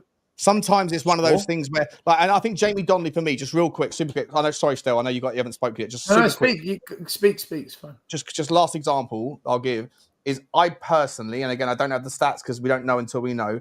I personally think that Jamie Donnelly, I don't feel this for Mikey Moore, even though Mikey Moore's apparently generational, and no one says that about Donnelly. I personally think Jamie Donnelly is the sort of guy, it doesn't matter what level of water you throw him into. I think he is the sort of guy that will handle it and will swim. I think you could throw him in the shallow end, the deep end, you could throw him in the ocean, and I think he'll be comfortable because again, how sort of useless is this as a demonstration of my point, but I feel it that with him, I think that you'll see, I hope you'll see when he gets his chance that he'll be able to swim rather than sink. Other players, I'm not so sure about. I agree with your point generally, Sav, but I think that some of them, you're never going to know if they're good enough until they get the chance. I get it, but I'm looking at it like this. I hear people talk about these players like these guys are saying the best crop of youngsters we've seen. I don't know what this is based on. I've not seen anything from any of them where I go, oh my God, you are a superstar. Now, that might be harsh, but we're playing at the elite level of football here. We're playing at the elite level. Aren't they saying it's the best level of comparable to previous Tottenham versions of youth team? That's what I'm saying. That's what Johnny and I are saying. We're not saying they should go straight into the first team. We're just comparing them to previous academy squads that we've had over the last few years. But they're still not good enough, are they? Because let's have a look, right?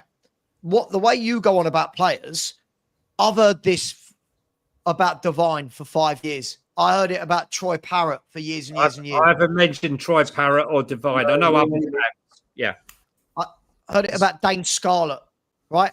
I'm now hearing it about this young player, that young player, this young player. The problem you've got is, right, how many of these young players have actually gone on to be really good? Now, what I mean by that is when you look at when Man City let go of a top youngster, these top youngsters are going to top teams, right? They're going to good level football clubs, same as Chelsea. When I look at where our young players, we're in the infancy of this movement, though. Correct. Exactly right. Sure. That's what I'm trying to say, Savva. You know, you're right. Sure. Okay, we're in the infancy of it. Alfie Devine, right? Who's talking about Alfie Devine? Oh, Brian Daigle. Hang on. This fan base for about the last 4 years, 5 years since we signed that kid have all gone, oh my God, Alfie Devine. Ryan Daigle. Brian Daigle. Right? Hang on. The problem you've got is why are we picking on Brian? He's not here. I love Brian, but he has been waxing lyrical about I love Brian Daigle, right? But I love Brian, but that's the only person I've heard. No, hang on. I'm talking about this. The fan base in general over the years. We do this with every young player, and my problem is none of them go on to do that well. We're talking about, by the way, Devine today is linked with Millwall, right?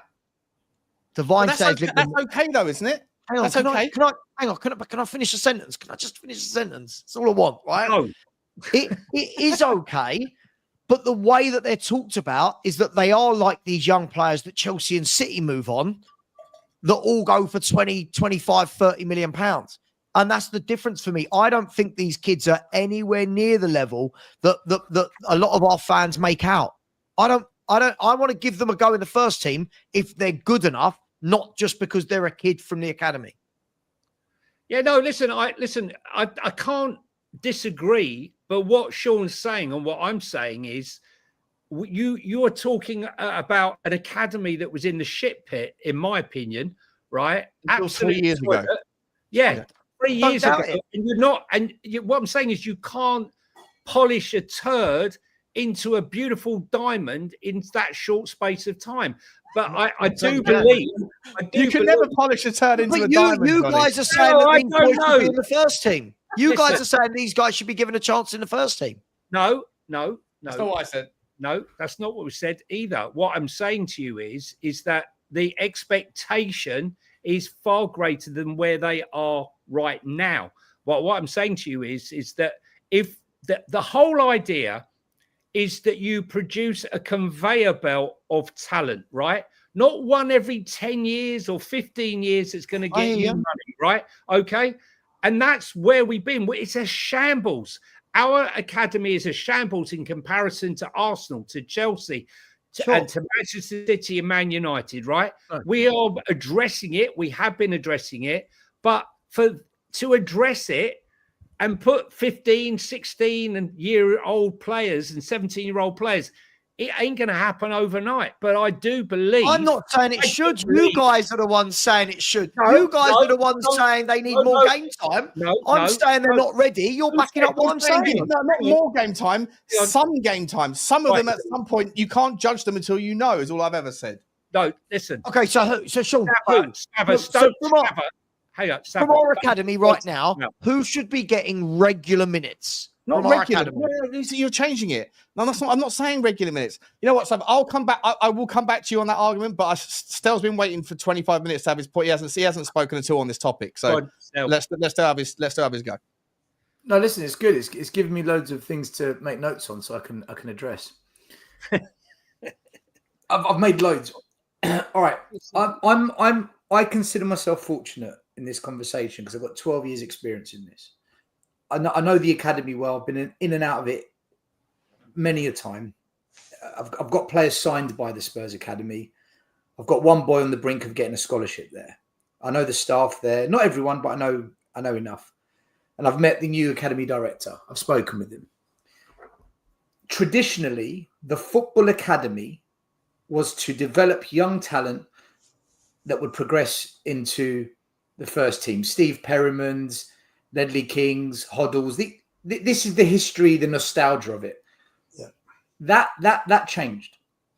That changed when Roman Abramovich came and tried to shut down the academy at Chelsea. And Ray Wilkins had to talk him, the late Ray Wilkins had to talk him out of it. So if you do that, it's a PR disaster. So they kept it running, and he turned it into a business. Every other academy changed. So we became a business. The academy became a business. Before the stadium was built, the remit from above to the academy director, McDermott, was develop players that we can sell or loan to generate money to put towards a deposit so we can loan to build the stadium. Our academy generated 25% of the deposit so that we could build that stadium. That was the remit. The focus wasn't on developing talent for the first team. Once that was done, the focus went back onto developing players for the academy. Unfortunately, it was a mess because there's no player pathway. The academy and the first team weren't allowed to interact. They were kept separated with imagine a thick red line between the two. Don't you cross into each other's paths. And that was a direct instruction from above on the basis that don't develop players for the first team because we don't know who the manager is going to be in 2 years' time because we're going to keep changing managers and they're going to have a different philosophy, different style. So there's no point in you developing players that can play a particular way. So just develop talent that can dribble and take on as many players as possible because then they should be able to play for anyone, i.e. try and develop Gareth Bale type players. Now, that didn't really work. In came Simon Davies and Paratici brought him in on the basis that Paratici said, right, we've got to restructure this. This isn't working because McDermott left and went to work for the FA. And what Spurs decided was, let's have a philosophy where every team from under 8s to under 21s plays the same way. Okay, there's a variation because the under 8s play 5-a-side, the under 10s 7-a-side, and then 9-a-side until 13, 14, you play 11-a-side. And they all play out from the back, possession-based football, creative attacking in the final third. So by bringing in Ange, who was an attacking manager that played that style of football, the idea was if Ange was to leave, which he has, the next manager would be of the same model, the same style, so that the philosophy would still filter players into the system. Where this has gone wrong and where we're struggling is a number of things. Our board, unfortunately, and I hear it from the coaches when I speak to them at Spurs, they say the right things, but they're not prepared to back it up. They don't have the cojones for it. Either you develop a superstar player like Savva's talking about, which is rare. That's a very rare commodity. Harry Kane is probably the only one in 20 years of that superstar level.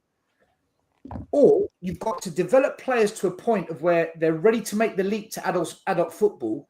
But now that player pathway needs the coach and the club to support the player and say, we're going to give you minutes. We're going to back you. We're here for you. And it's down to us to develop you. That's the bit we don't have the balls for, which goes back to what Johnny said. If you're the manager of Spurs and you know you're on average going to have 18 to 2 years in the job, you ain't going to risk developing youngsters knowing that it can cost you results that means you're out, so that they don't get that chance. But this is systematic of above putting those. This is the environment they've created, and it puts us in a position where we're not giving these kids a chance and they're not developing. Do we have the talent at Spurs in the academy? Absolutely, we do. Are they ready? The finished article? No, they're not. They're not. They need that player pathway, which we're not prepared to support. You look at when Arteta was manager and he was on his knees, he was going to get sacked. He didn't have a choice. He had to try something different. He brought through Balogun, Willock, Saka, Maitland-Niles and Smith-Rose. 5 players. He threw them in. They kind of saved him a bit. But who actually survived? Only one, Saka. Because he's the only one that turned out to be quality. The rest moved them on. We need to expect that from Spurs. We're going to bring through let's say 4 or 5 players at once, 1 or 2 will make it, the rest will move on. But we don't even do that anymore. And it's because of the manager merry-go-round we've got. And it puts a lot of pressure on the academy to deliver something that isn't deliverable because the first team isn't giving the manager the time and the patience, and the fans as well are part of this, because are we prepared to lose games knowing that the players we're developing in 2-3 years' time will be the future of the club? I don't think the fans have got an appetite for it. I'm just going to say to you, I don't disagree with anything you're saying. Can I just say, though, I think for the first time, speak with Cochrane and Frank and Vinay, the club are actually addressing the transition between academy and the first team by bringing Lewis into that transition role from the under 18 role of running that under 18, which he's done magnificent. He's done a magnificent job there, right? He really has.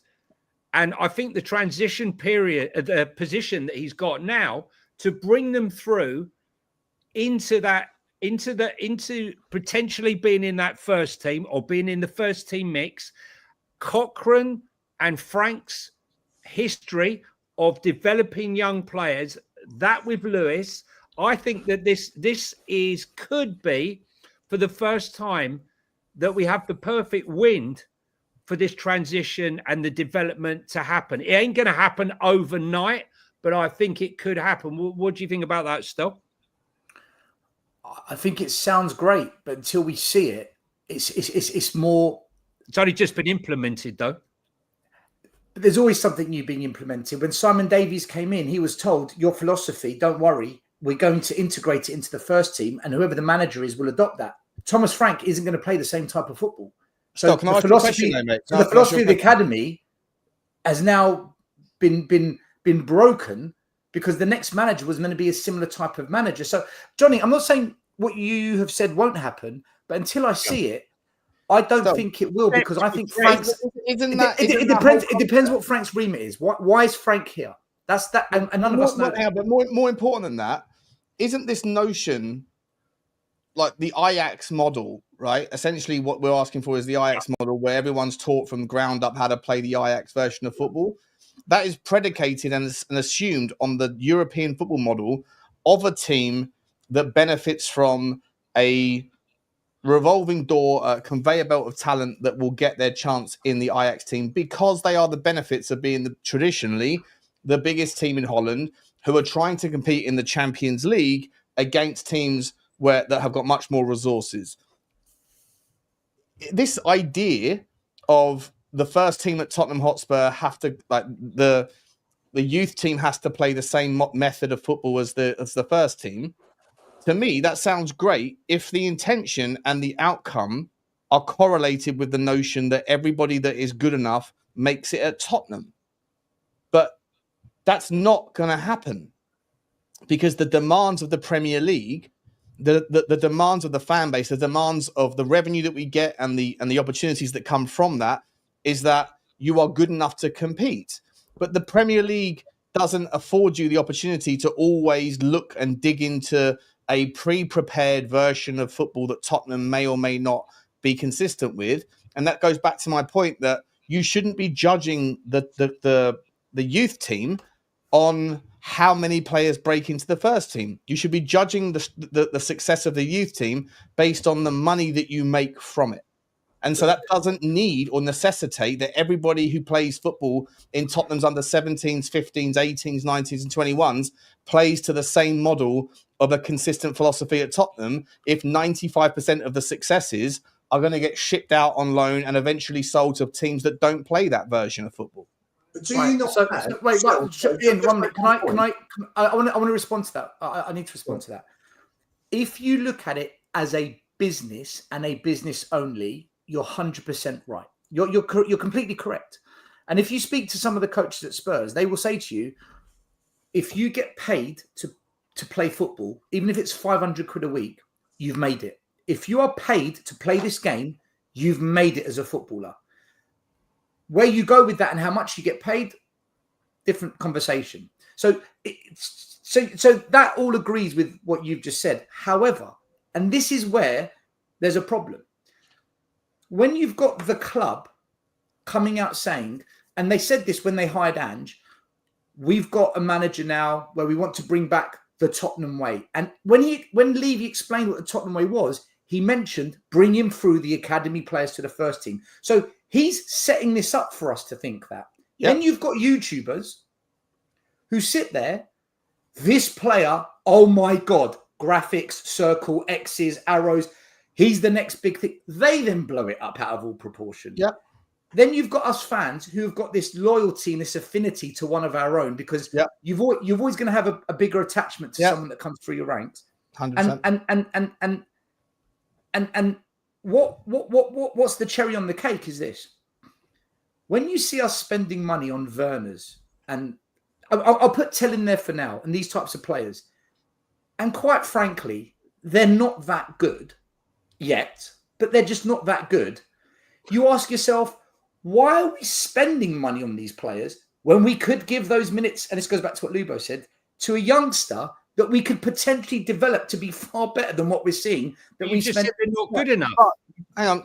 Well, but no, wait. But I never said they're not good enough. I said we don't know until they get that chance. You're putting a line in the sand of saying it's one or the other. It has to be this or that. It either has to be the Ajax model, and that's what we've been led to believe that was what it was supposed to be. That Ange was supposed to be the return to Tottenham's method of playing. Simon Davies came in to do it the City way, right? Which is a kind of an Ajax way, I guess. I don't think it is, though. I don't think it is, because people like Pedro Porro never played a minute for Manchester City. They never played a minute for Manchester City, ever. Right? They went out to... What's your point? Simon Davies inherited a group of academy kids. He works with them, not Porro. No, but Pedro Porro came through the Manchester City Academy, went out before he ever played a minute. So it was irrelevant whether or not Manchester City were coaching him to play the Manchester City way, because he didn't play the Manchester City way. And so my argument is that I don't think that we should be shoehorning everybody and making sure that everybody adheres to a certain style that Tottenham's first team can't stick to anyway. And I don't know, because, Thomas Frank came in and said, Sean, that's what I'm not everyone going to was be crying out changing for, everything. though. Why can't the academy all play the same way? Everyone was crying out for that. On the premise that Ange Postecoglou was going to be a major success. I think it took about 6 months. On the premise, whoever the manager is, even after Ange or after Frank, would be a same type of manager. Because if you're coaching 15-year-olds and 14-year-olds to play the way that the first team play, and then 18 months or 2 years later, you've gone from an Ange Postecoglou to a Thomas Frank, who I don't know what.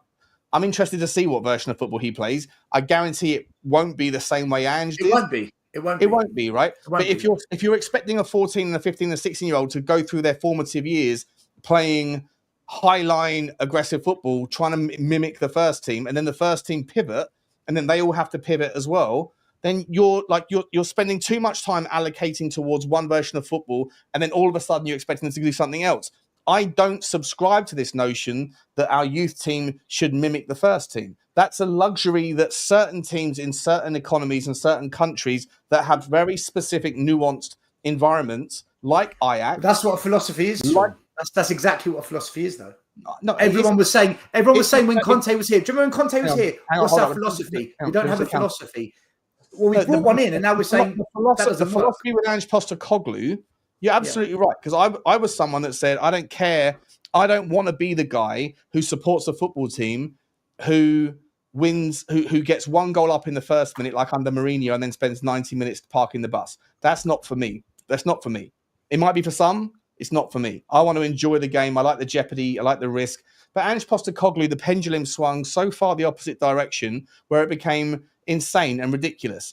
But there's a middle ground there. But I've never subscribed to this notion that the philosophy of attractive football means that everybody through the club has to be like doing exactly what the manager in the first team wants, especially if, and I go back to the previous argument from a previous segment, especially when you know that the manager only has 18 months on average at any particular club, unless you're one of 8 managers in the history of the Premier League. And that's why our academy isn't working the way we as fans would want to see it. You just explained why it's not working. Yeah, it can work. It doesn't have to mimic the first team if the first team pivots all the time. Sean, This version of our youth academy, you can't muddy this version with the pre-Paratici version, because the pre-Paratici version was operating under a different set of rules where they weren't paying players, they weren't keeping the best. 1 second. This version of the academy is too nascent to be throwing it under the bus. In my opinion. 1 second. Pre-Paratici, we developed Harry Kane. Harry Kane, under any manager at Spurs, he nearly got sold. Stel, come on, he nearly got sold, mate. Yeah. Hold on. Under any manager at Spurs, and he played under 5 or 6, and under 2 managers at Bayern Munich, and under 2 managers for England, he has always delivered. And the reason is, in the academy, he didn't learn under this new philosophy. He was under the old regime of McDermott, where they focused on develop the player, not the team. Develop an individual, because if you were to have 11 excellent individuals, you will naturally have a good side. So the kind of Galacticos model. That's why Kane. That's why Kane. 100 failures. You're absolutely right. But what I'm saying is, Harry Kane was under the previous system of let's develop the individual. Yeah, but that previous system, which works the way you want, which works the way you want now. But the reason why that previous system failed was not because of how you coach the individual versus coaching to the philosophy. It was because there was no money, there was no financing, and we were competing with teams that had a different relationship with their own academies, and so we weren't getting the crops. And if we had them, we lost coaching. No, come on, Stel. That is not. I've been there for 12 years. The coaching's completely changed. Stel, come on, mate. Come on, be honest. I'm serious. The coaching's completely changed. What are you talking about? No, but you're ignoring the reality of the economics of the economics. No, Sean, I've told you it's become a business. I agree. The academy now has become a business. I agree with that. That's part of it. That's the whole. Sean, I don't disagree with the business part, but I'm saying why did Savva ask this question? It wasn't about the finances. He's asking, is the academy good enough in the sense of the players going into the first team? What I'm saying is that you're saying judging about the past. You acknowledge that the economics of the I'm of comparing the academy the past philosophy to the current one. Yeah, you acknowledge though that the economics were different, and what I'm saying is because the economics are different now. Chelsea changed the game, and Man City followed 100%. But my point is that we are too early to judge the current model under the new economic environment where we can go and pinch the best players. We can go and get the guy Oliver Bose from Leeds. We can go and get these guys, whereas before we couldn't. So when the last system failed, you're saying it failed because we were coaching the player, not the philosophy. And I'm saying it failed because we were not paying and playing the money. Right? So what do you mean pinch? So what do you mean by pinch? I don't understand. Come on, get the best players out of whoever. Right. So if you're buying players from another academy, your academy hasn't done anything. You've bought from someone else. Yes, but hang on, Stel,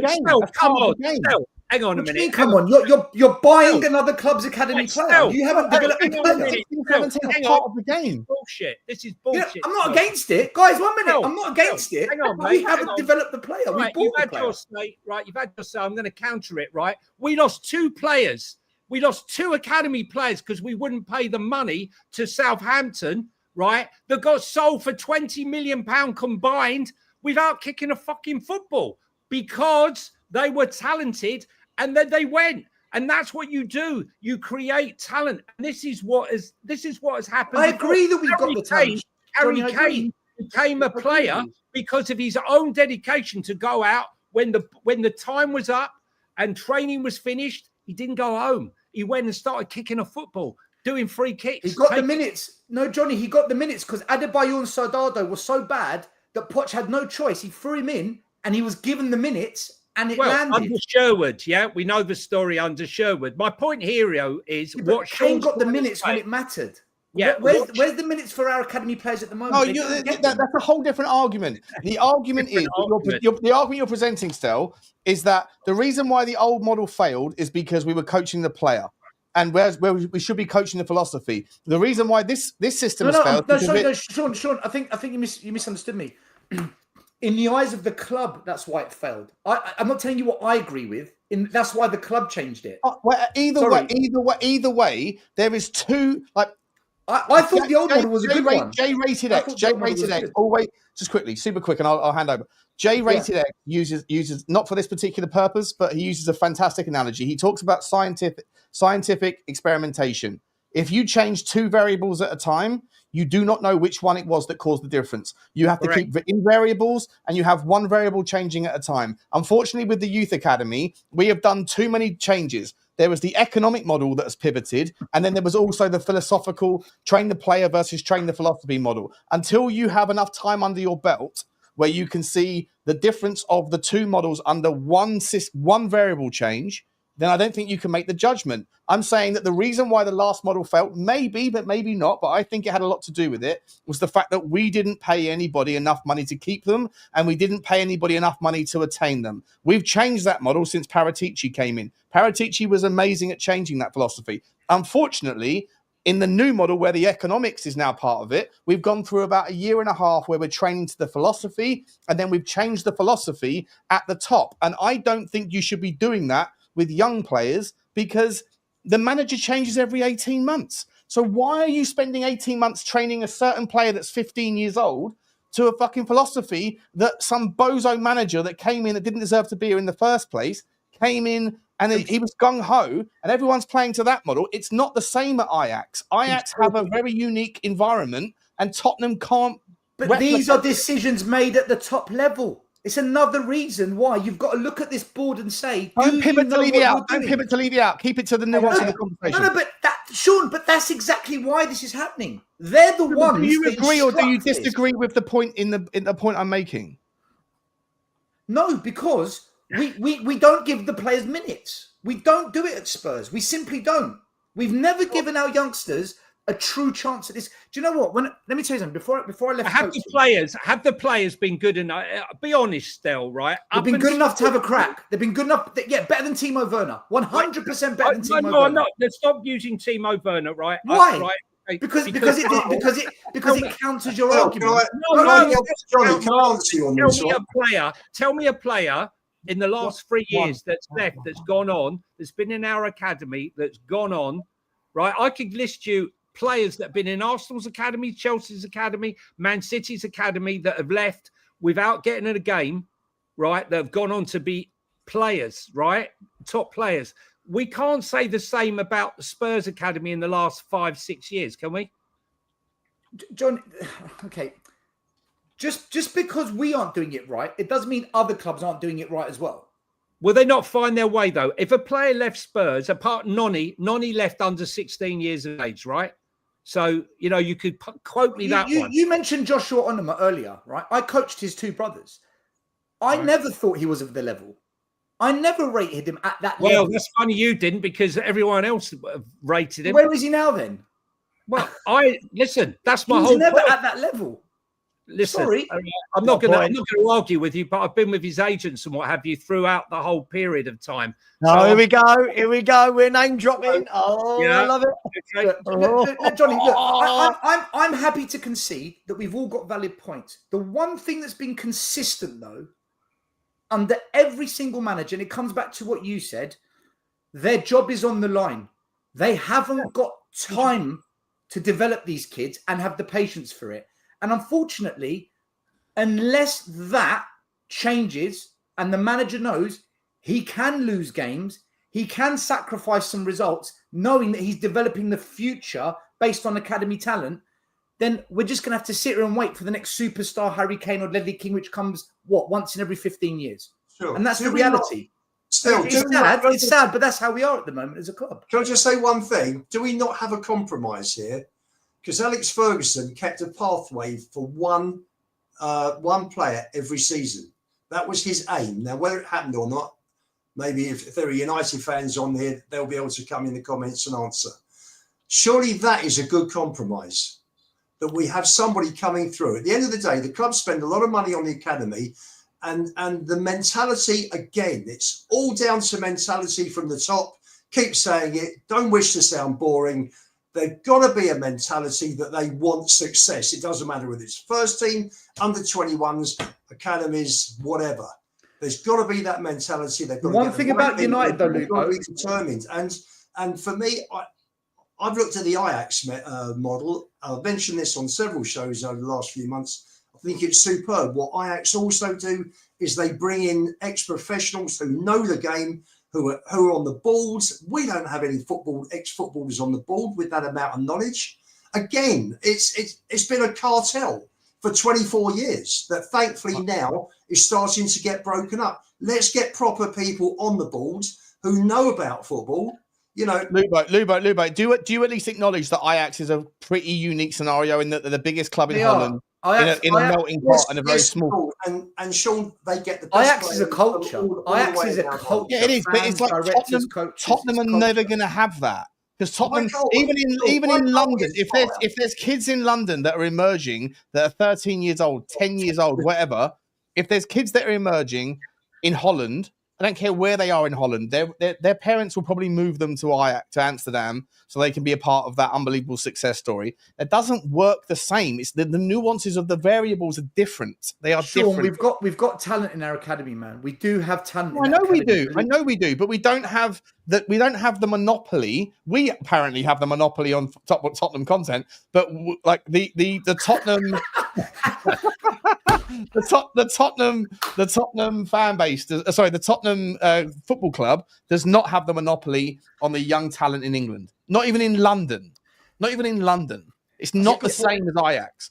To think it is and think that we can just replicate it, no, it's naive. It's naive. Do you know what we don't have at Spurs as well? We don't have a solid starting 11 or squad of 17 that if you drop that talent in there, they're going to raise the player.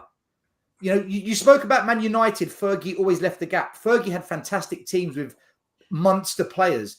You know, you drop Mikey Moore into Tottenham and just look around. Is it really, is the level there like it is at other clubs? I don't think it is. Meanwhile, I'm not saying that's the be all or end all, but I think meanwhile Borussia Dortmund would take him at a drop of a hat, Mikey Moore, and what they would do is he would get minutes at Borussia Dortmund. And he would develop into that player that we know he can become, where he isn't right now. So, Johnny, you agree with me then? It's about. How about Johnny? Do you think the Tottenham fan base? Do you think the Tottenham fan base generally? Ask all five of you. I know we've got to move on to the final topic. I know we've got super chats as well. But do you think that? I know Savva, you haven't said a word in about half an hour, mate. And good hosting, by the way. I'll be quiet as a mouse on Monday. Do you guys agree or disagree? No, you won't. Hang on, who are you kidding? I won't be. No, Sean's allowed 100 words maximum on Monday night. That's fine. No, I will. What I'll do is I'll get super drunk before the show starts, and then I'll just no, I'm kidding. Do you think, guys? Last question from me, and then I'll shut up. Do you think though that the Tottenham fan base will? Do they have the patience to do what Dortmund would do? I agree with you, Johnny, that Mikey Moore would get the minutes and that the Dortmund fan base would allow it to mature. Right? They'd allow it to like marinate. They would see like, oh, he's a kid, give him a chance. I think the Tottenham fan base like to pretend that they're a certain way, but in reality, if Mikey Moore doesn't smash it out of the park in the first game, it's drop him. He's not good enough. Bring back Sonny. Bring back Tell. Bring back. We're results driven. We're results driven fan base. Can I chirp in on this just quickly? And we do need to move on. I know. It's shocking. I think the problem with that is with a player like Mikey Moore coming in and everyone judging too soon is the hype that's being put on him too soon. You know, sometimes I think I do think we're guilty of that. For example, if Mikey Moore comes in, Mikey Moore might dribble past two players, and then for the next week, every video is this is generational. He is the best. Everyone's going, oh my God, I've never seen a winger like this. That's why when I talk about young players, unless they are Yamal, and I know we all talk about Yamal now because he's changed the game, hasn't he? But I always say, yeah, cool. Look, it looks good. Give it time. No, don't give it time. He's amazing. He's brilliant. Give it time. Let them settle in. Everyone's done it with Bergvall this year. You know, Bergvall, talented, very talented young man. But let him settle. Let him find a position. Let him have a couple of years in the Premier. But we go from here to from their shit to their world class rather than, you know what, let's just meet in here and let them develop. Let them get better. And that's the problem. Do you think the fan base will be a little bit more relaxed now we've got the monkey off our back with the trophy? No, I think they'll be more relaxed now we got a coach. Yes. I disagree. think the fan No, I base, think Stel, fans are going to want more now. I think they're going to want Still, more. I think that there's nothing more the fan base want is for one of our own to come through and be majorly successful. How many massive success stories? We've had 5 in about 50 years, from Perryman to Hoddle to Campbell to King to Kane. That's it. And we need more. This club needs more. We shouldn't only have 5. We've mismanaged others as well players. badly. We've mismanaged players. There's a lot of players we've mismanaged and we've ruined their development. Talking about one that we've had that has left, it's breaking news, by the way, on Sky Sports, that Millwall have rejected a bid from Hellas Verona for Japhet Tanganga for 2.5 million. Just thought I'd share that. It's just come across my screen. Japhet Tanganga. Remember, he was going to be the big defensive hope, but he's another one. Do you remember after his debut against Liverpool? Didn't he play well that day? Yeah, but do you know what? People like you, Lubo, took it from didn't he play well to tell you what, this is the greatest centre half I've ever seen since Maldini. Not sure we were talking at that stage, Stan. No, do you remember Gareth Bale? Do you remember Gareth Bale at Spurs? It wasn't quite working, and then Redknapp moved him further up the pitch, and he got a run of games. And then look where he ended up going with his career. It's so important that whoever it is at Spurs, whatever young player, they've got to get a real run of games. If they have a really shit game, it's not, I'll get him off, he's crap, send him out on loan. It's no. You've got youth football is different to men's football. Men's football, it's about win, win, win. Youth football is about develop the player, which means you've got to take hits along the way. It's a bit like entrepreneurs that make it. They'll tell you about all their losses before they made it big. It's the same with a young player. You've got to take those losses before they make it big. And there's no guarantee they'll make it big, by the way. It's a chance you take. And at Spurs, unfortunately, we just don't have the appetite for it. We talk the game, but we haven't got the game. And it starts from above and it trickles down. And I've seen it too often at Spurs. That the player pathway, unfortunately, it doesn't quite work at Spurs for many factors, for many reasons. It's not just one thing, it's for many reasons. The next player who's going to crash through into the first team will be Vuskovic. Watch this again, a player we bought from another club. It's not a shock. I mean, he's there, but you know, I mean, you told me Josh Keeley was going to be our number 1, Lubo, and I thought he's now Luton Town's number 1. The kid wants the first team football. Good player, though. Good player. Oh, listen, I've got nothing against him, but just called Barnett. He's an exciting player.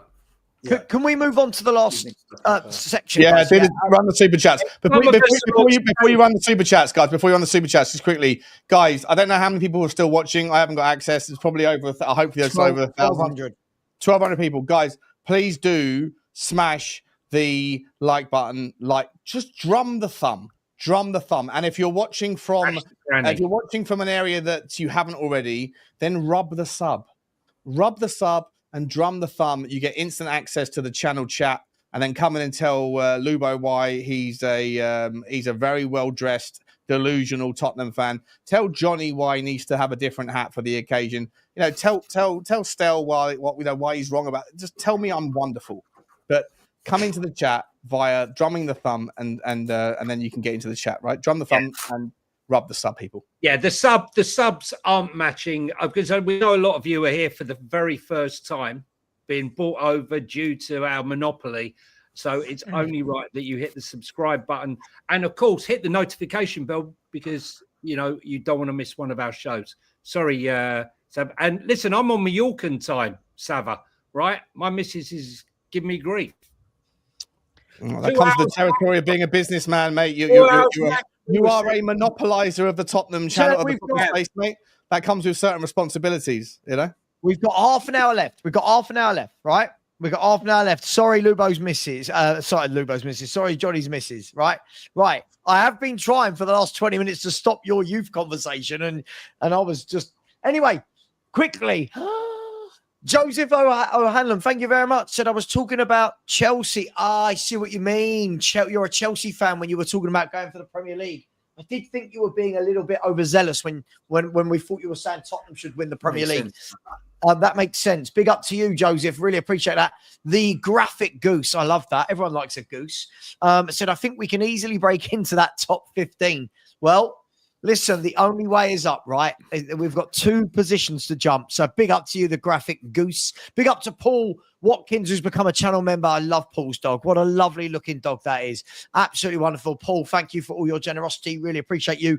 MUFC's come back in and said, Toby Collier also for sale. So are you just trying to sell us all Man United's new players on the transfer list, MUFC? Interesting. By the way, tonight, Ajax beat Celtic 5-1. That's just come up on my screen. Big up to you, MUFC. Big up to Ryan, who's coming and says, Savva, I love when you ran. Lubo is there. Any love for the older players? And Johnny, how are you so grounded when most of the fan base lose their heads? John, no, Lubo doesn't. I'll answer for him. Lubo doesn't like any players that are over the age of 19. We struggle to have those conversations. And I've seen Johnny not so grounded at times. But listen, big up to you, Ryan. Thank you very much. Ryan G from Wolves has become a YouTube member. Big up, Ryan. Thank you very much. Really appreciate you, my man. Thank you. Alan Shug Knight's coming again and said, really enjoying this, guys. Thank you. Savva, great hosting. Oh, sorry. I know. By the way, you remind me of a young Michael J. Anderson. For those who are old enough to remember, if not Google, can someone Google that in the background while I do these super chats? I don't know whether this is a good thing or not. I get told I look like a number of people. Lately, it seems to be Alexis Most McAllister. of them are banged up. Yeah. Most of them are like beaten up UFC fighters. I'll share the screen. Okay, brilliant. Let's do this. Big up Alan Shug Knight for that. Very generous. Right, let's have a Thank you for that, Alan Shug Knight. Thank you. Thank you. As long as it's a young version, that's what matters. Big up Alan Shug Knight. Really appreciate that. Big up to big up to Jack Apothecary, who has said closing my in on 1K likes. Up the boys. Big up since then. Yeah, you have all been amazing. We are on 1,084 likes. Big up to every single one of you. Thank you very much. Really appreciate it, my man. Alf, my man, City Man, has said monopolizing Spurs YouTube. How dare you? Yes, I'm really sorry. I forgot that when we go live, no one else is allowed to go live. And can I just say one thing on this really quickly? What I love about this, Alf, is the same people that tell you we're monopolizing tell you how awful we are and how much everyone hates us. Then why are they watching us? Do you know what I mean? Big up, Alf. Thank you. Really appreciate that. Good luck to City this season. I feel like you might need a few more transfers to catch up Liverpool. Sam, thank you very much. I said King, Townsend, Kane, Wink, Skip, Madueke, Edwards, Parrott, Churkin, and now Donnelly, Moore, Williams, Barnett seems pretty successful to me. Sure, Sam, but the problem is it depends which way you're looking at it. If you're looking at it like how much money did we make from this lot, other than Harry Kane, very little money actually coming in for all the work that's done. But hey, that's one way of looking at it. Big up to you. Thank you very much. And Jukermain has become, I guess it's Jukermain, maybe it's said differently, has become a new YouTube member. Big up to you, my man. Thank you very much for your generosity. And George, my main man, George, I'm making you a mod. This is a great mod on my channel. This is a loyal, very calm, collected human. Thank you very much, George. Really appreciate you, my man.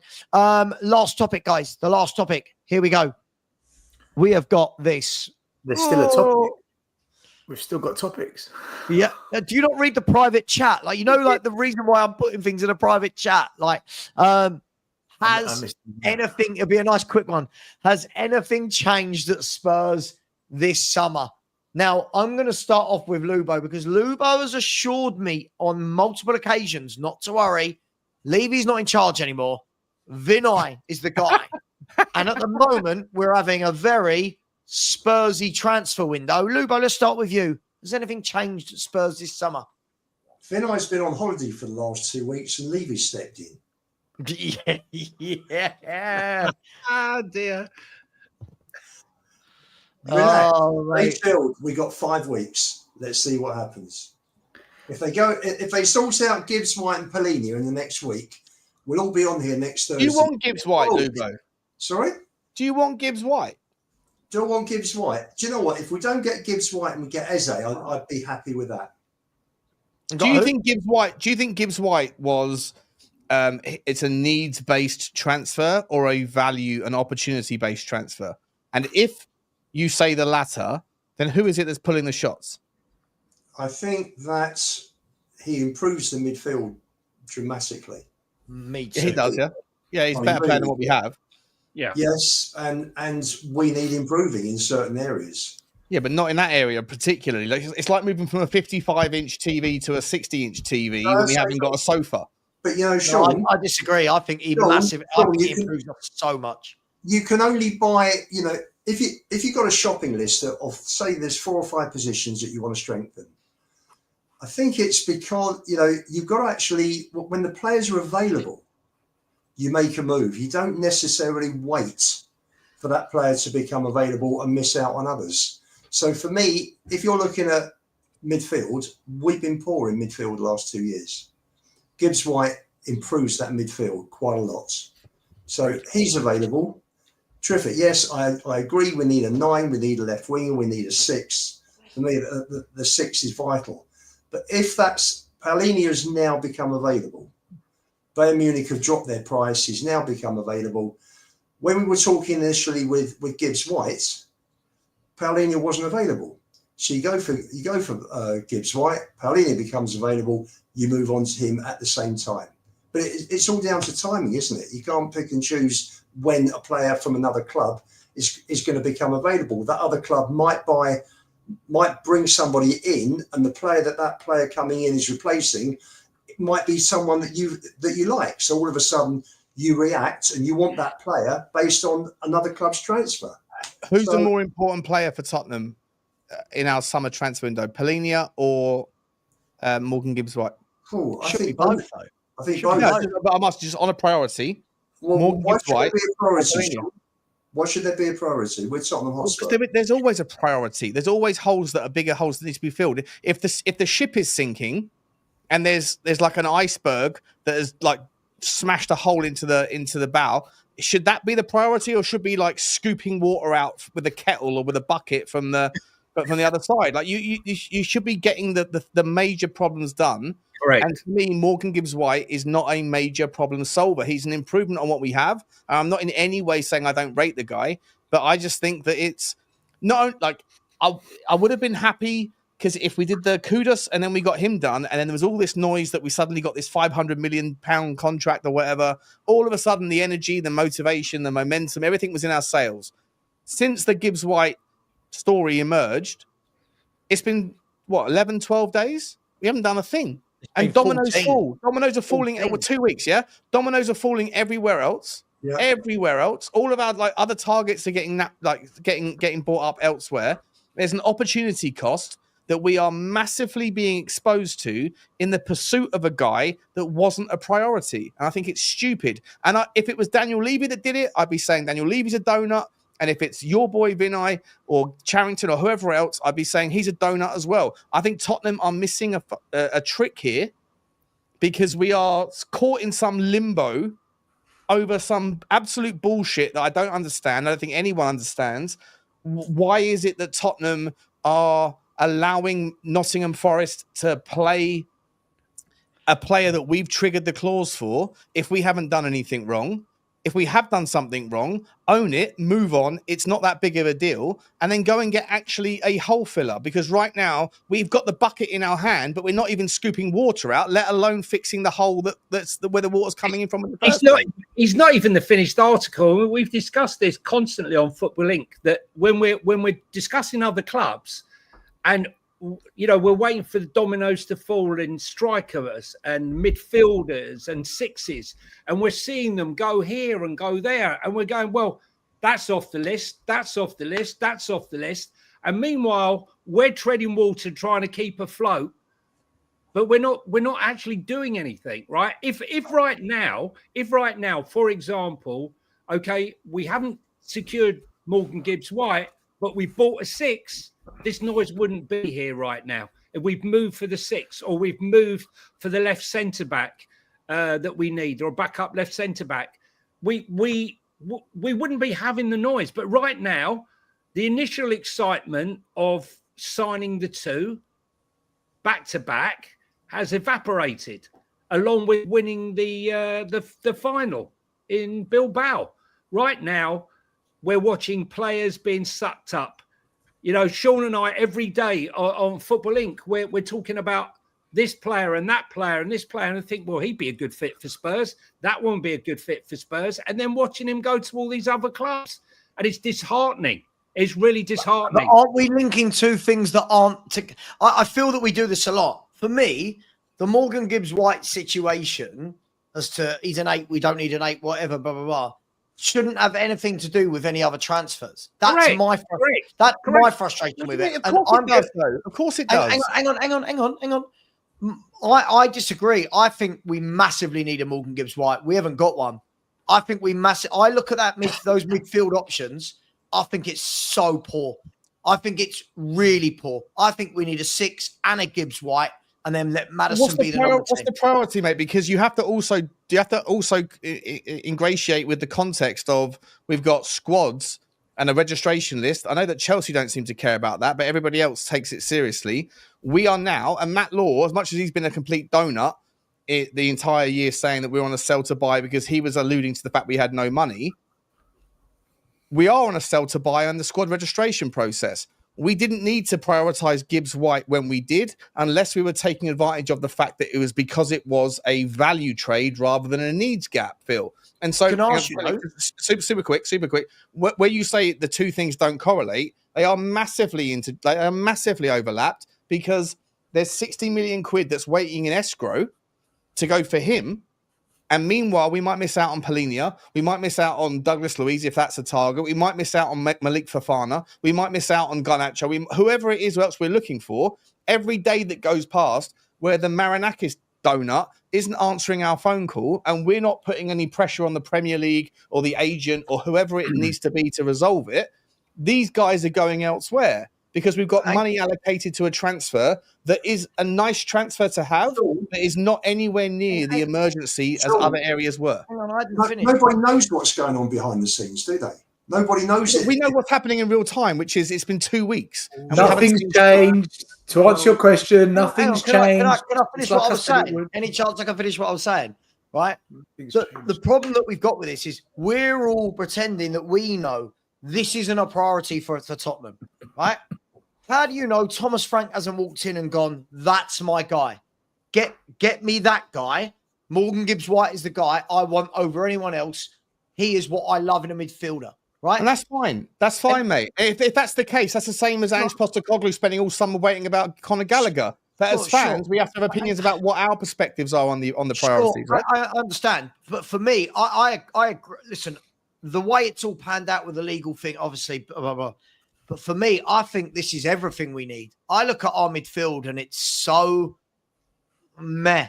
I don't see any dynamism in any of them. I see it as all a bit meh. If you bring in Morgan Gibbs-White and Paulinho, that should be more than doable. Like as Lubo said, we're Tottenham. We're not. Do you know what I mean? We're not Leeds who have just been promoted. We're Tottenham. We should be able to get a Paulinho at 25 million euros and Gibbs-White at 60, and we've revolutionised our midfield. But what's the priority, though? If you have to pick one right now, is it a Gibbs-White or is it an 8 or is it a 6? I mean, I don't think you have to pick one, because the reason I say that it would be a Paulinho. If Basuma's cop blocking, if Sonny's cop blocking, if Solomon's cop blocking and Richarlison's cop blocking, then if the only space we've got in the squad for one more player right now is one of them, is Gibbs-White as big a priority as a 6? Yes or no? No, but I do think we play. I think when we're talking about the 6, the 6, so to speak, in the system that Frank plays is a very different way to what we needed last year. CDM, I would. Yeah. But for me, though, semantics. Do you want a DM or do you want an 8 that leads into a 10? I'm really trying to answer it. Right. I would want the DM first. But for me, these two should have no bearing on each other in any way, shape, or form. Tottenham Hotspur right now should be going, Paulinho, we'll get it done while the Morgan Gibbs-White thing is going on. Yeah. All the squad registration stuff, that's where Spurs are never ruthless. Yeah. If you can't get rid of these, by the way, we're all assuming it's Basuma. We're assuming it's this player. It might be Sarr that ends up going, for example. But if there are players that this manager doesn't want, bring in the players you do want and tell those players that you don't want. Listen, up to you if you leave. I'm not registering you for the Champions League. I'm not registering. You're not going to get game time. This is where we need to act like a big club. And as much as we knock Chelsea just go and get it done. Yeah. Liverpool right now are going and getting it done. Now, I'm not saying, because I know what people will do, they'll misinterpret it. I'm not saying we can compete with Liverpool for the players they're signing, but for the level of players we're looking at, and if it is Paulinho, there should be nothing stopping Spurs right now going to Bayern Munich and going, we would love to speak to Paulinho. Now, if he's interested or not, it's a completely different conversation.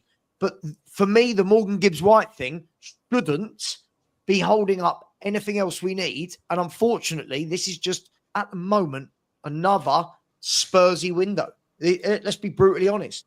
It's another Spursy window. And it didn't look like that 2 weeks ago. And Lubo, I said to you, I don't know if you remember a couple of weeks ago, I said to you, I will give Spurs a 2-week grace with this Morgan Gibbs-White stuff. After that, for me, this can't be the excuse. For me now, where are the signings? Where are the signings? Who's in charge? Is it Vinay? Is it Levy? Is Lang in charge of signings? Because at the moment, it's a shit window, isn't it? Let's be brutally honest. Guys, nothing has changed. It's a shit window. This is what I'm sitting here quietly, but I just want to explode. Sorry, go on. Honestly, sorry, I talked a lot there. Sorry. No. You can all talk. When we hired Frank, I looked at him and I heard what he said, and I thought, you know what? You're another puppet, right? I'm not saying I dislike the man. I'm not saying he's not good. Call it bullshit. He's another puppet. Because I don't like that word. I don't get that. Come on, Stel, mate. Come on, Stel. He's been offered jobs. He's been offered. I'm not here for your emotions. That's fine. I'm not here for your emotions. I'm saying this is. He came here, and I said to myself, let's see what changes, okay? If we'd signed Glasner, I would have been a bit more confident because he's won something. There's something about him. This guy's won nothing. That's why I said to myself, but I'm going to give him a chance. I gave Angie here. I'll give him a chance as well. Let's see what he actually does. He's come in, and we whether it's him or not, we've re-signed Ben Davies. I'm thinking, here we go. We've signed Tel. I'm thinking, sod this. Yeah, but these were before he joined. Sure. But we've signed them, and he's accepted it. They were before he joined. He didn't have a choice. Tel was signed after Frank came in. Tel was signed after Frank came in. Yes, it was. If it was Ange, we would have gone tooth and leather after him. Kuda signs, I'm thinking, right, that's a good signing. That's 1 in 3. This is the typical pattern now. We're going to sign another 2 duds and 1 good one at the end. Probably that's what's going to happen. I hope I'm wrong. I really want to be wrong. Then I'm told, wait to the 1st of July. Nah. Vinay, Charrington, they've come in, everyone told me. Levy's going to get moved out. No, he's not. Yeah, Lubo. No, he's not. And I said it, and I argued with you, Lubo. Yeah, I argued with everyone over this. He's not going anywhere. He's still going to have his fingers in the pie. And now we're sitting here discussing Morgan Gibbs-White. Yeah, why have we walked away from the deal if we broke the rules? The race. Why haven't we signed him? We were going to get all the players. If it was different, we would have got the players in before pre-season. We haven't. If we get Gibbs-White, Paulinho, and a good left winger? Yeah, hang on. So if we sign those players, hold on. If we sign those players, then I will say things are changing. Yeah, but as it stands now, nothing has changed. Nothing. But you're the commentator that's judging the Grand National when the horse, right? We haven't even gone through the first circuit yet. We're not even halfway around the track yet. So how do I answer the question? I'm asking the question based on now. Brook, and you're saying he ain't got a chance. He ain't got a chance. We have got. Hang on, give the guy a chance. I never said he hasn't got a chance. I never said. Hang on, Johnny, that's not fair. The question asked to Stel is, at the moment, has anything changed this summer? He's answering it based on right now, right? Fair enough. I judge things when the race is over. You just got upset because I put a bit of doubt on Frank. Well, listen, I think, to judge the guy after one game against Reading is a little bit rich when I had to, I'll judge him at the end of the season, Johnny. I'll judge him then. But right now, I just think he's a good coach. That's it. He's a hands-on coach. He's a safe bet that's going to work under the Levy. Nicky, whoever's just going to be get running the show. Doesn't every manager have to work under the Nicky leaving? And that's the Can I problem. just say, just before I bring Sean in, just one thing I want to say. This is Right? the issue. I had this conversation last week, right? What I don't get is when I hear you say, Stel, and not just you, loads of people say, he's another yes man. To me, it's okay. No. Yeah, but I hear you say it. Many people say it. He's a yes man. He's a puppet. Blah, blah, blah, blah, blah, blah. We do realise that by this premise, no manager would ever get hired if what you're asking for is the only way you accept a manager. Because no manager going into any club is always going to get everyone they want. Now, I understand that Spurs have been particularly bad with this, but when we're saying they're a yes man, they're a puppet, what's Thomas Frank done so far to suggest he's a yes man? So far, he's wanted kudos. He got kudos. We know he likes Morgan Gibbs-White because he wanted him at Brentford, right? And Spurs have gone a bid for Morgan Gibbs-White. That's not Thomas Frank's fault that the Gibbs-White deal's not been done. So right now, why is he a puppet? Why is he a yes man? I don't know what he's done that for people to say that. And was a yes man. And was a puppet. He won a trophy, right? So being a yes man, that doesn't answer my question. That didn't answer my question at Stop all. with the Ange love, mate. He was an absolute fraud. I'm answering you. Being a yes man isn't necessarily an issue. However, nothing will change at Spurs by doing this. That's what I'm saying. Did anything change under Ange? Not really. Yeah, we won a trophy, but we won a trophy. We won a trophy. Okay, Sean, but nothing's changed because that's why he got sacked. Nothing's changed. What do you mean? No, he got sacked because the Premier League was he deprioritized his philosophy in order to win a trophy to save his own face. This was a new project. We've like no project over. This was a project. No, I said long before Ange was the guy. Do you think we're going to stick with this manager for 4 or 5 years and really back him? I don't. But surely that depends on his performance. We did with the last guy that showed gentle progression and that carried on a certain tradition, a certain transition, and that was Pochettino. We did. I think that Thomas, like I said before, I don't think Thomas Frank is the game changer in our system. I think that Cochrane is, personally. But I've spoken too much, so I'll let someone else, Lubo or Johnny. I will give it this season. I'm not writing off Frank. I've never said he's shit. He's crap. All I'm saying is I don't see any fundamental changes as of yet. I don't. And I always look at the transfer window as a barometer of who's coming in, who's going out, what the manager's going to have to work with, and what the manager is accepting and what he's going to tolerate. Would you say the same thing had the Gibbs-White deal had gone through? Because do you know what? I'm sitting here. Maybe I'm a hypocrite. I would have said, do you know what? Hold on. This is good. This is different. Maybe I'm a hypocrite. Maybe I'm contradicting myself. But this is where my head and heart are at war so far in this window, right? Right now, I'm sitting here as of the factual business that we've done, and I'm going, this is shit. We've signed a mediocre left winger in Tel. Danso's a decent centre half. Got no problem with it, right? And Kudus really happy with. So I'm like, okay, 1 in 3, as you said, is a really good player. Ben Davies is still here. Sure, but hang on, that's not under Thomas Frank, right? Listen, so no, but we're talking about things changing. Yeah, right? Still, let me get to my point. Let me get to my point, right? Right. But the problem I have is I'm also aware that if 2 weeks ago that Morgan Gibbs-White deal had gone through, I'm sitting here thinking, yeah, we did move different. We did get 2 proper first team players that start over the line in 24 hours. Now, at the moment, as I said, my head versus my heart is my head is saying this is typical. Sorry, my heart is saying this is typical Spurs. But my head is saying, is it Spurs' fault? Because we could have Gibbs-White. And that's why I'm not in panic mode yet, but I am thoroughly underwhelmed. And as I said, as of today, with 2 weeks down since Gibbs-White, the Gibbs-White issue, Spurs now for me in the next week need to go boom, boom. We need 2 big players to come through that door. If not, nothing's changed. Can I ask you, is it how we start or how we finish? Yeah, I always judge things on how we finish. And, sometimes, look at Man United. No, you don't, Johnny. No, you don't. I do, mate. I do. You all wanted Ange out mid-season. Look how we finished. We won a cup. mate. Don't even start with that. Sorry. I stand by that. I wanted him out mid-season. You don't judge by the end. We Mate, got after mate, 8 games. 8 mate, games we made our judgment. Stel, mate, I've never seen such a big flip-flop as you. When Oh, someone here we go. When someone said to me that, when someone said to me, here we go. that Stel was waxing lyrical about Ange, I said, "What are you talking about?" I said if Ange wins the Europa, he deserves to stay. And I said he'll never win the Europa, which is why I made that comment, and he proved me wrong. I stuck by what I said, never thinking it would come true. I never thought that you would have a blow up. I swallowed the bullet. I put a gun to my head and I pulled the trigger. That's what I did. What can I do? I shot myself. You know he can't coach, right? You know, for all the emotion of winning a trophy. I don't want to talk about Ange, right? We I know. Right? I bet you don't. Look, Do you guys think anything has changed, right? I've made my bed.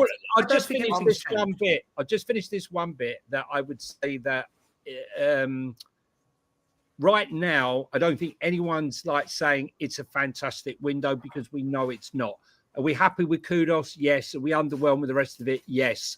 But like Savva was just saying, if suddenly Morgan Gibbs-White dropped to the end of the week, we got a 6, we got a left back, and then suddenly the mood changes, right? Mood can change very, very quickly. I agree. You know that. And so, I don't want to sort of like, get all emotional now at this stage.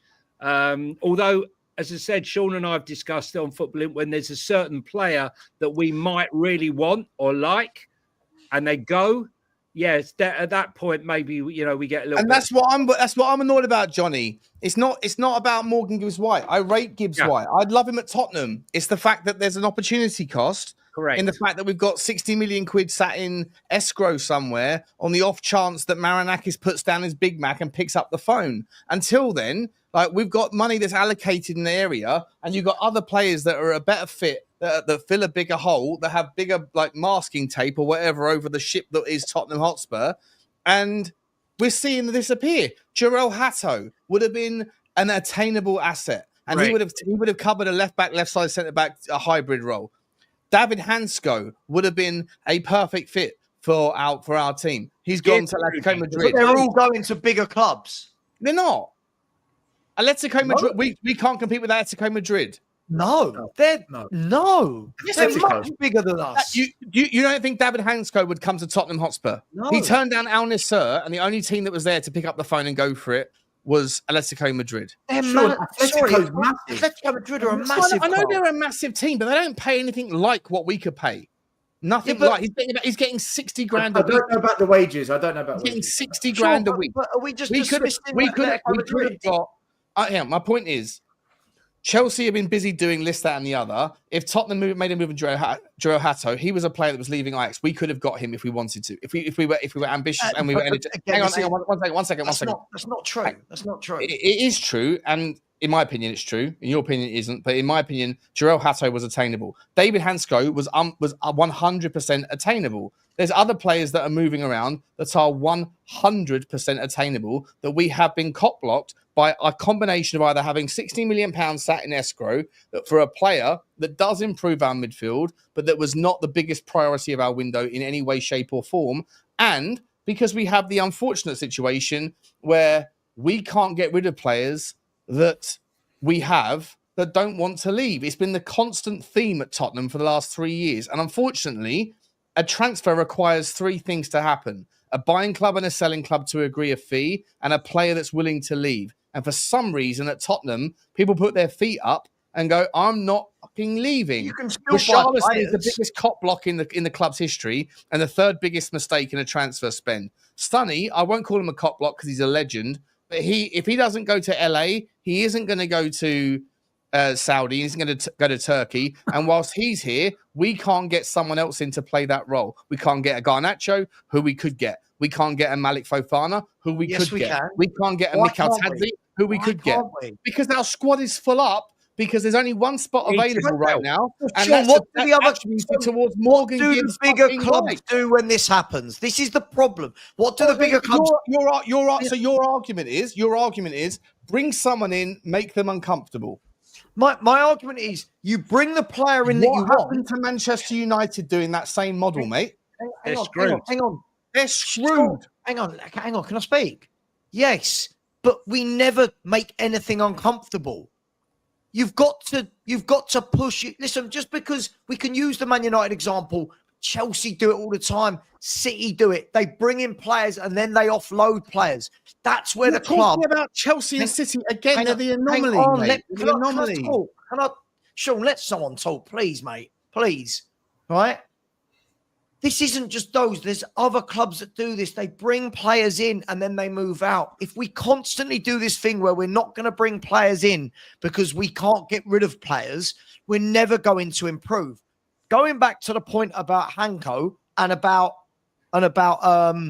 Hato as well, isn't it? Those two, isn't it? Right. The thing is, we can say he was there and obtainable. One, we don't know whether or not he was remotely on our list as one player that we wanted. Two, if we had gone and put in a bid at that point, Chelsea are informed and they come in anyway. That's why I always think that people. So we're going back to the same analogy of like we have to fish in a certain size pond. For what it's worth, mate, when you say that those guys are not attainable, in my opinion, an Ajax player is attainable to come to Tottenham Hotspur. I'm not. The second thing is when you use. Hang on, let me finish, mate. You just said, "Can you talk?" You just made. I didn't finish. No, we're having a dialogue, mate. We're having a dialogue, right? Well, one of us is. Yeah. No, you are as well, bro. What are you talking about? Don't be like that. Right. The reality is, mate, is that when you always use Chelsea and Manchester City as the analogy, you're once again pivoting to the exception, not to the rule, because it's exactly the same as what Newcastle are finding out for themselves right now. And Chelsea, that's not the same state of. So if you're saying just bring them in and then you'll make them uncomfortable, it doesn't work that way for everybody else. Okay. We keep bringing Marinakis. Hang on. Right. I'm not saying that on its own, a player from Ajax isn't attainable. But when the Chelseas and the Atletico Madrids and the Cities and the Liverpools, when those clubs are in for a player, suddenly when Spurs fans say, we could have just got him, we don't know that. Because look what's happened all window with any... You're rolling your eyes. I am rolling my eyes, mate, because he was going to Al Nassr for the last 6 weeks. Sure. But... that deal fell through and Atletico Madrid came in. The problem is when you're looking at Hato, Chelsea are superb at doing this, by the way. Chelsea are superb at doing this, right? From when I worked there to still doing it now. They have ears and eyes. I don't know why you're rolling your eyes. They have ears and eyes everywhere. You know why I'm rolling my eyes? They ask to be kept updated with all of their targets. Chelsea will have do as well, Sav, mate. You're pitching to authority by making a point saying when I worked there, it's like I know better. It's a load of no. I'm saying what? No, I'm not. I'm saying when I worked there and I saw them do this firsthand, speaking to their I worked for the football club, Sean. I know you did, mate. But it doesn't mean that you know how it works now. When did you work there? And what role did you take? What are you doing? Let me finish a sentence. Authority. Let me finish a sentence. It's not about authority. I'm saying what they did then, and you can see they're doing it now by all the players they're talking to, right? Chelsea have a wide net of 10, 15, 20 footballers that they all want, right? That they want on their list. And their intermediaries are asked to be kept informed. If someone bids for this player, if somebody's in talks to this player, let us know. Do you think that doesn't happen at every club?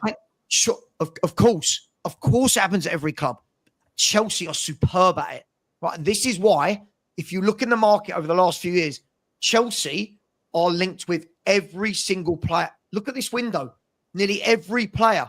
But Chelsea want him, but Chelsea want him, but Chelsea want him. Chelsea would have asked to have kept up with Hato. So if anyone else had come in for him, Chelsea then make the decision, do we want to bid or not? So there's no point in never making a move for any player just in case Chelsea put them on the list. No, that's not what I said at all. You're getting carried away. That's kind of what you're saying, though, isn't it? That's what you're saying. Guys, can I ask you both a question? Hang on. That's not hang on, Stel. That's not what I'm saying. What I'm saying is we could have looked at him, but when we say definitive things like he's gettable, he was obtainable, I agree. Thank you. Let's move on. But when Chelsea are in the mix, when Chelsea are in the mix, nearly everyone loses out. Look how bloody good they are. I don't think we compete with Chelsea for Jarrell. Luis Diaz. Are you using a Luis Diaz sort of scenario here? But it happens. All the big clubs do this. I just used those two as two examples. My overarching point was that we put £60 million in escrow on a deal that no one's answering the phone to resolve.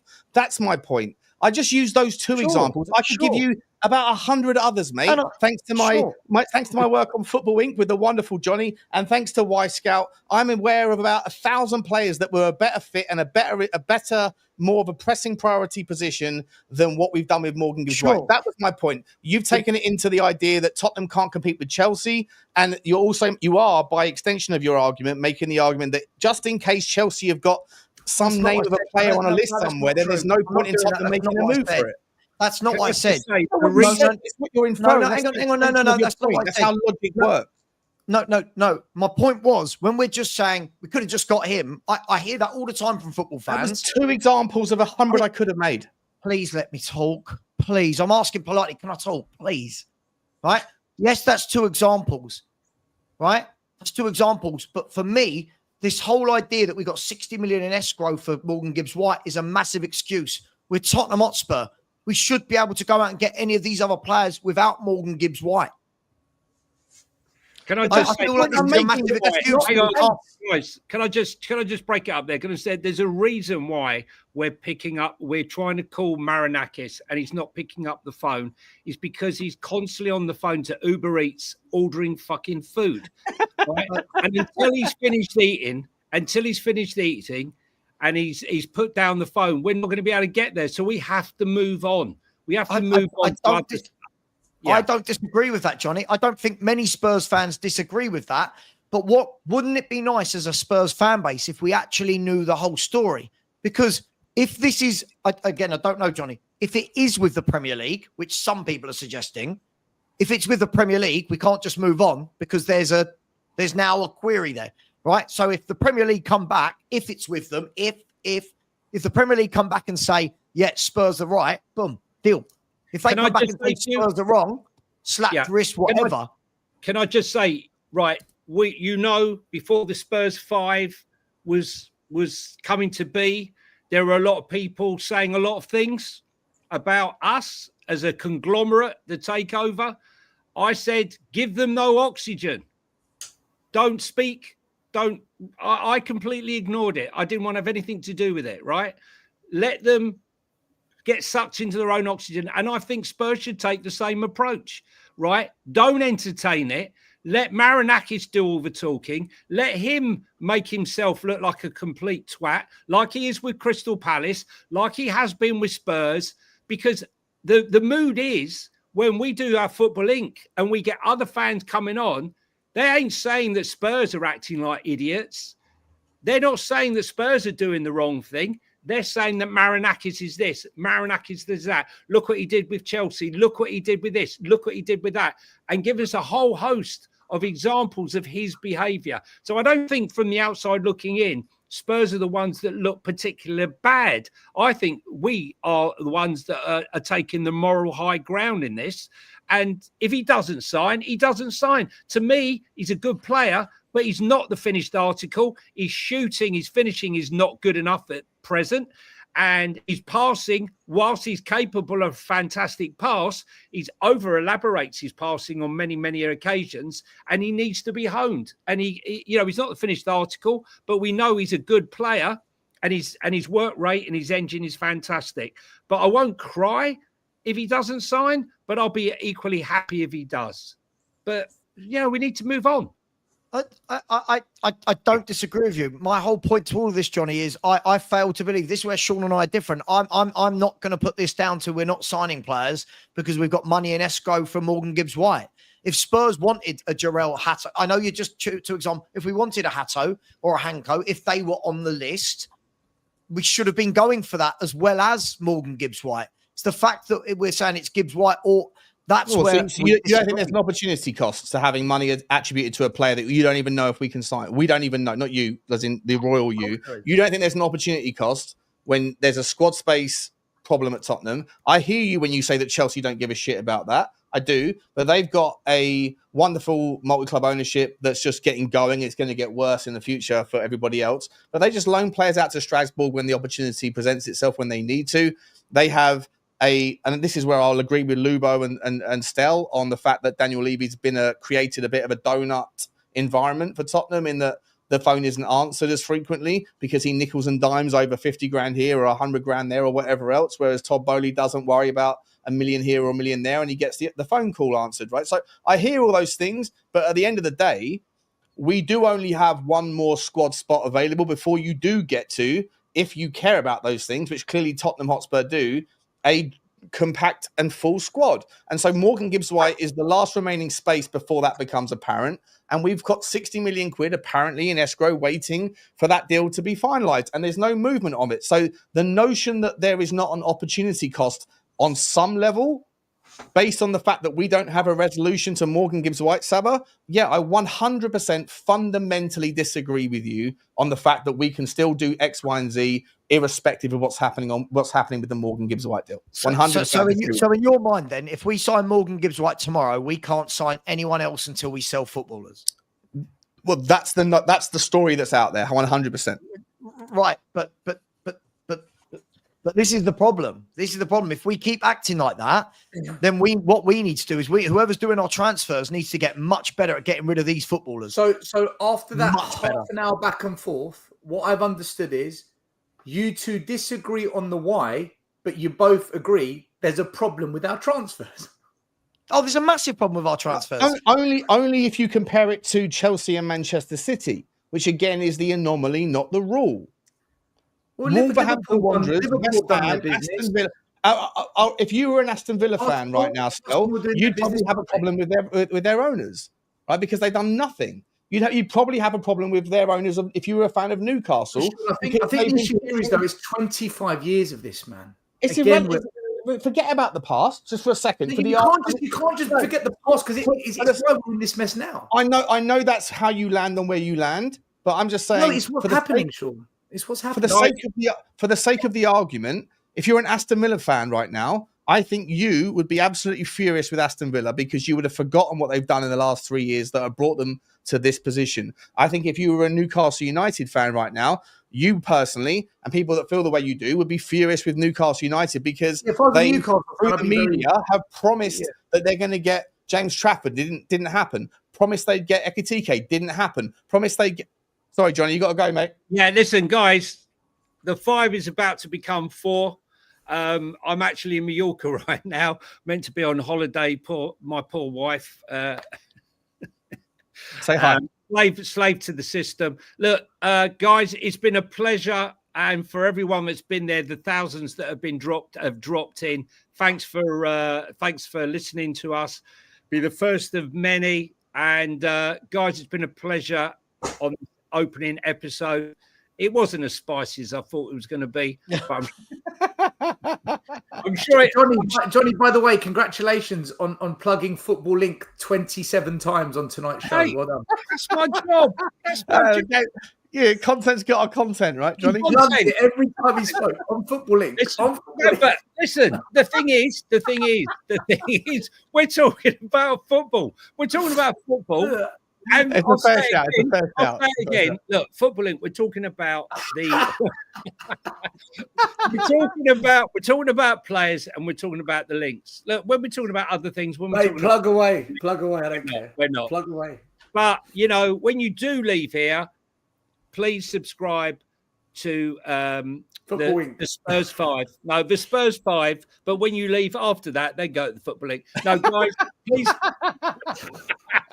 No, guys, please, honestly and truthfully, hit the subscribe button, hit the notification bell, and hit that like button. The algorithm needs you. And thanks, guys. You've been amazing. And thanks for putting up with us for 3 hours. And, guys, the 5 is about to come 4. Good night. See you, Johnny. Right, Johnny. We won't go for too long. I mean, Lubo, whichever way we look at it, we'll go for another 5 minutes if everyone's all right with that, 5-10 maximum.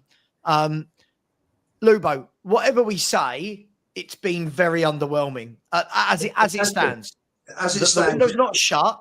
but we go to South Korea in 6 days, currently with one proper first team signing, if you will, in Kudus. It's Spursy, right? Do you know what, Sav? Apart from 2 years ago when Ange came in and he walked into Vicario, he walked into Udogi, he walked Madison. into... That's right. And then he got Basuma was the other one. And then he picked up Madison, Van der Ven and Johnson. Porro was fairly new. He joined in January, didn't he? So in effect, only hardly played. He had seven new players. Apart from that, when have we ever gone early in a transfer window and brought players in? I've just been going through. Just interesting because when you and Sean were talking about one in, one out, or one out, one in, I was just looking at the squad that we've got. And forgive me if I've missed any loanees that were out last year that are coming in, and I've not included Abbott or Devine, Dorrington, Phillips, we know, and Veliz have all gone out on loan. But I look at the players that are not homegrown at the moment. And we've got Vicario, Porro, Romero, Van der Ven, Udogi, 5. Basuma, Saab, Bentancur. Does Bergvall count as a I suppose as a non-homegrown player, or is he under 21? I don't know. For Champions League. Lubo, would you like this? Would you like me to put it on screen? That's what we've got. Okay, great. Is that easier? That's easier. That will be easier. Thank God for this graph. we got 17 foreign players for the Champions League. That's probably why we're going for Morgan Gibbs-White. He ticks the homegrown quota as well. And you know the noise is if we don't get Morgan Gibbs-White is that we're going to move to Harvey Elliott, another homegrown footballer, right? Yeah. Oh, you know what? Why are we going in for Eze? I don't understand that. I still think nobody's moved for him. He said no to us. He's waiting for Arsenal. Is he? I still think he's going to end up at the Gunners. Yeah, I reckon he's going there. How much are they spending? I mean, I don't think Eze wants to come to Spurs. Not even selling anybody, are they? Partey and Jorginho have gone out on freeze. Come to Spurs. He's a good player. We worry so much about what other clubs' finances are. Really just get the deals done. Yeah. You're right. It's frustrating, isn't it? But the thing is, right, Johnny's right. If we sign another 2 really good players before the season starts, we'd be like, do you know what? Not a bad window. In fact, probably the best window we've ever had. But the issue is, we always leave it late, and it seems a bit panicky. I think what's going to happen is, and I hope I'm wrong. I think we're going to play PSG, get schooled, and then there's going to be a few alarm bells. Right, go get some players. And I think that's kind of how we'll do it. Say that again for the clip. You hope that we get schooled by PSG. No, I think we will. Did I say? Do you know what? I think I'm saying things that even know what I'm saying. I'm pretty sure you said I hope. If he did, I'm clipping that up. If he did, I'm clipping that 5 seconds up and sticking out there. Somebody who's watching this live, can you just go back 10 seconds and find out whether Stel used the word hope or think? Stel loves Ange so much that he hopes Thomas Frank's Spurs get. That's another 3 months of abuse. Bring it on. No, I just think if we don't sign players, we're not. We're going to struggle pre-season in some games. We're going to look a bit iffy, but we're going to say, look, give Frank a chance. Then we're going to play PSG and. I apologise. You said think. I apologise. Sean? It's my inbuilt predisposition to look for reasons to mud. I apologise. Stel, you are right. The one thing that I've always said, especially for this summer, wouldn't it be lovely to have 3 or 4 first team players that come in and they're all on that plane for the pre-season tour, so that they can learn the manager's methods, meet the teammates, start forming partnerships. And I know people say, well, the window don't shut till the 1st of September. I don't want to have already played PSG in 3 or 4 league games before we start signing footballers. Do you know what I mean? So I think we've got a real big opportunity in the next week or so a couple over the line, get them out in South Korea and the tour of Asia. And we just don't seem to do that. And again, this is the difference. Look at the big clubs. Look at the big clubs. They've got their players on board. They've got their players on board, ready for pre-season. This is why when he had that bromance with Vinay in front of the camera, I just wanted to vomit. I thought, this is what a PR stunt this is. I don't buy into anything them two say. And then when he ended up with, oh, I want to win the Premier League and the Champions League, I thought, who are you kidding? How are you going to do that? Look at what we're up against. Show me this blueprint that we're going to follow to achieve that.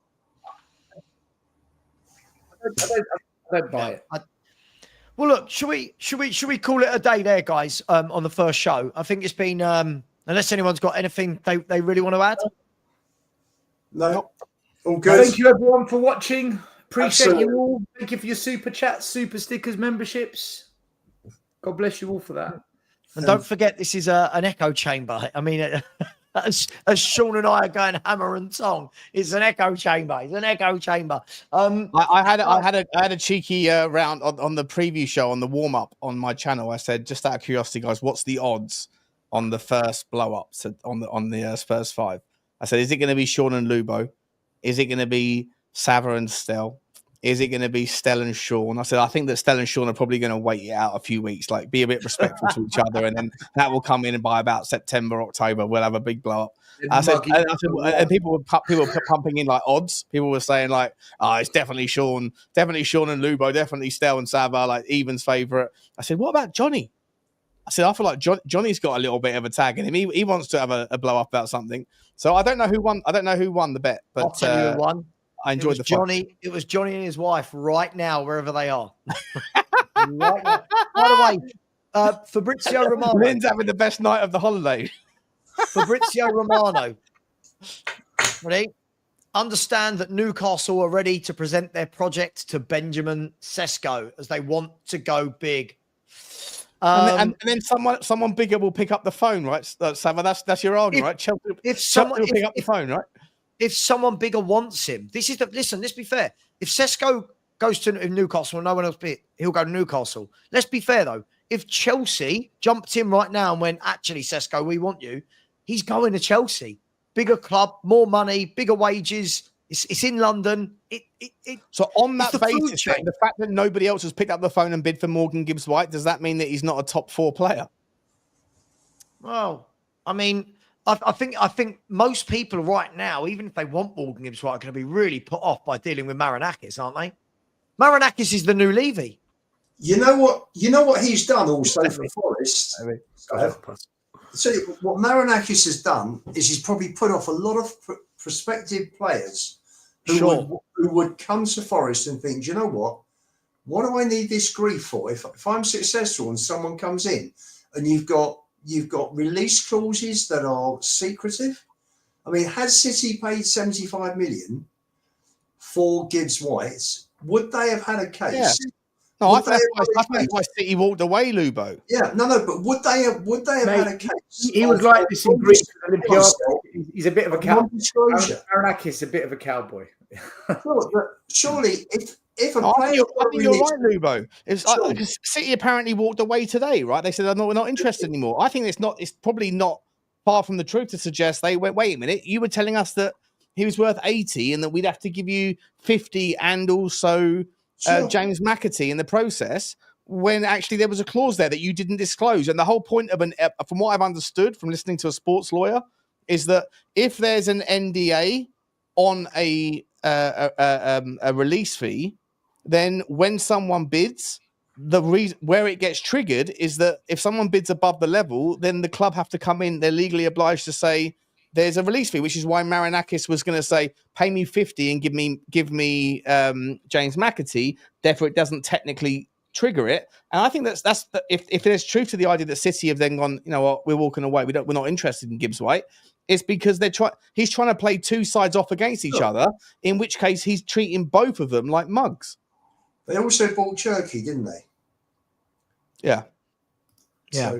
So, I think it's interesting what you said there, Lubo, because I do think that there will be certain players and certain agents that look at this scenario with Morgan Gibbs-White and go, I'm not entering into any sort of conversation with Forest, and that's the problem. That obviously that's a them problem. But oh man, I just wish we knew. I just wish tomorrow it would be Spurs are getting him, or we're the deal's dead, and you know we start.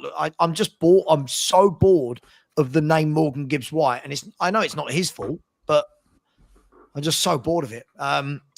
Guys, let's leave it there. Let's leave it there. Listen, I hope that everyone enjoyed it, apart from the guy that just said that he didn't enjoy it, which is quite interesting. Thank you for watching anyway. You've done the last super chats, so. I'm gonna do. Oh, sorry. Okay. Okay. Don't worry. I got it. But listen, I will do the last super chats, and thank you to everyone who has subscribed. If we get 3 more subscribers, we've hit the 24K mark. So it'll be 1,200 subscribers in 4 days. So thank you, everybody. Big up to Lee B, who has said, if it's a bad window, Levy is in charge. Well, this is Lubo, who's been calling me every day, telling me it's Vinay. And then I've got to agree with that. Hang on. What I've been told. Hang on. What I've been told. Hang on. I'm answering. Anyway, Ruben, what I was going to say, big up Lee. Thank you very much for the super chat. Really appreciate it, man. Thank you very much. Big up to Nathan. Very, very generous. An outstanding start, gentlemen. Thank you, Nathan. That is very generous. We tried our best, and hopefully the echo chamber wasn't in force tonight. Big up to you, Nathan. Really appreciate it. Thank you, buddy. Andy H has become a new member. Big up, Andy. Thank you. Very much appreciated. And we will get some stuff sorted as we go on for our members. We won't just leave them sitting there. They will get some perks and stuff. So watch out for that. And Ryan has come in and said, Stel, when we won the Europa League, why did you flip-flop to being Anjin when we were so bad in the league? Please don't say because of the cup win. I'll tell you what I'm going to do. Right. I've been asked this or heard this approximately 1.2 million times in the last since end of May, right? And I've answered this just as many times.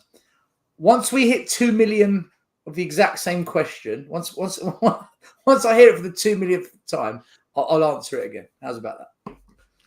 Thank you for the super chat. Stel, why don't you just upload a video tomorrow morning on this particular channel that really goes into the depths of your despair into I'll do it live. I'll go live. Do it. That's a good idea. Big up, Ryan. Thank you very much for that. Listen, everybody who has liked. I'm wearing flip-flops, by the way, if that helps. I'm wearing flip-flops. Absolutely crazy. Just under 1,200 likes. It's absolutely amazing. I think we've had something like 600 subscribers just tonight alone. We're 1 subscriber away from 24,000. And yes, before anyone tells us, we did take over the channel at 22.8K, not the 25K that is being banded around by people. 22.8K. Thank you very much to Henry Wright. And thank you very much for us for buying it. Savva, can I say something on this, right? Because I was thinking about this, because a few people have actually messaged me, say, Stel, did you guys buy the channel? And I want to say, yes, we did. When you grow a business or you grow something, it's successful, it gives you the opportunity to invest that into other things. Like Apple, they bought Beats. Companies buy other companies once they've proven that they've got money from being successful. We all, Savva, Sean, myself, we've all built platforms from zero, which has allowed us to be able to now do other things if we want. And that's what we've done. It's what people do once they find success, right? They keep building on it. And that's what we've done. So if anyone's jealous of it or they don't like it, build your success and replicate it. Do the same thing. More than that, just real quick. If there are any smaller channels out there that need investment and that need redirects from our channel, then we can potentially invest into your channel for a reasonable fee, just to really piss off the people that have a major problem with this. That's what we're here to do. We're not here to participate. We're here to take over. Apparently, Sean, don't feed them. Don't feed them. I'm kidding. But drop me a DM. You know, AFTV, Robbie. He owns a percentage of many of the other popular platforms that a lot of people watch. DR Sports, a completely new platform he's built, and he's brought content creators together, and it's just how business works. Can we be honest, Stel? Can we be brutally honest? It's not been about that we bought this. It's who we are, right? Because We Are Tottenham TV own 3 channels. I don't see anyone giving them shit that they're monopolizing. Do you know why? Because they worked hard. I would have nothing bad to say about any YouTuber that puts out their content, works hard. This is a graft. This is a grind. So listen, guys, girls, thank you very much for your support tonight. Really appreciate it. Weren't sure, you can never be too sure how it's going to go, but you wanted non-echo chamber. You wanted a room full of different opinions. You've got it. And that's all there is to it. There's not a drama. There's no, I think all of us maybe have been a little bit shocked by how much. We're just warming up. It's caused. But anyway, listen, thank you very much, everyone. Really, really appreciate it. We'll be back on Monday night at 8 p.m. I know. We'll be back on Monday night at 8 p.m. Where we will hopefully have a signing to talk about. Plus, we would have played not one game, but we're playing 2 games of football on Saturday. So let's see. Surely Archie Gray can get a game. Wait, what's that? What we doing? Word out my mouth. Archie starts the season on Saturday. We're playing 2 games, Sean, on Saturday. Yeah. What? Yeah, 2 different locations at the same time. Yeah, we're playing at 11 a.m. We're playing Wycombe Wanderers at Spurs at the training ground. And that's live on Spurs Play. And then at 3 p.m. we're playing Luton Town at Luton. Oh shit! I didn't know that. I'm going to Luton. I didn't know about Wycombe. Well, if you were a proper fan, you'd do both, wouldn't you? If you were a proper fan, not just in it for the money. I'll be watching the Wycombe game on my Spurs Play whilst I'm driving on the M25 towards Luton. There you go. How about that? Going to be just quickly though. It's going to be very telling. They did it because they said there's so many players he wants to see them. Well, one, he's not going to be able to see both games. Surely, yeah, that's wild. I didn't know that. It's going to be very telling who starts which game. Hey, Savva, if it kicks off at 11, the game's done by 1. It takes 30 minutes to get to Luton. He'll probably be at both games. Yeah, he will be. I reckon he'll go to both games. I blame Daniel Levy for this. I blame Daniel Levy for this. I'm not sure how to feel about this, but somehow Daniel Levy's somehow responsible for this. I agree. And shamelessly, it's been Sean. Shamelessly, guys, I'll be doing a double watch along on Saturday. So I'll give you both games from Spurs Play. Listen, I'm going to end the show there, but first of all, big up to Rick Kane, always very generous on my channel. Come over here as well. So thank you very much. Really appreciate that. Listen, thank you, everyone. I've really enjoyed it. I'm sure Sean, Stel, Johnny, and Lubo have as well. We'll be back on Monday where someone else will be hosting. And we'll take it from there. Thank you very much. I look forward to all the videos and hate that we're going to get tonight and tomorrow morning. But take care. And as always, come on. You Spurs. Matty K, putting in a cheeky little super sticker. Matty K, hope you're well, my man. Hope you're well. Big up to you. Thank you. And as always, come on. You Spurs.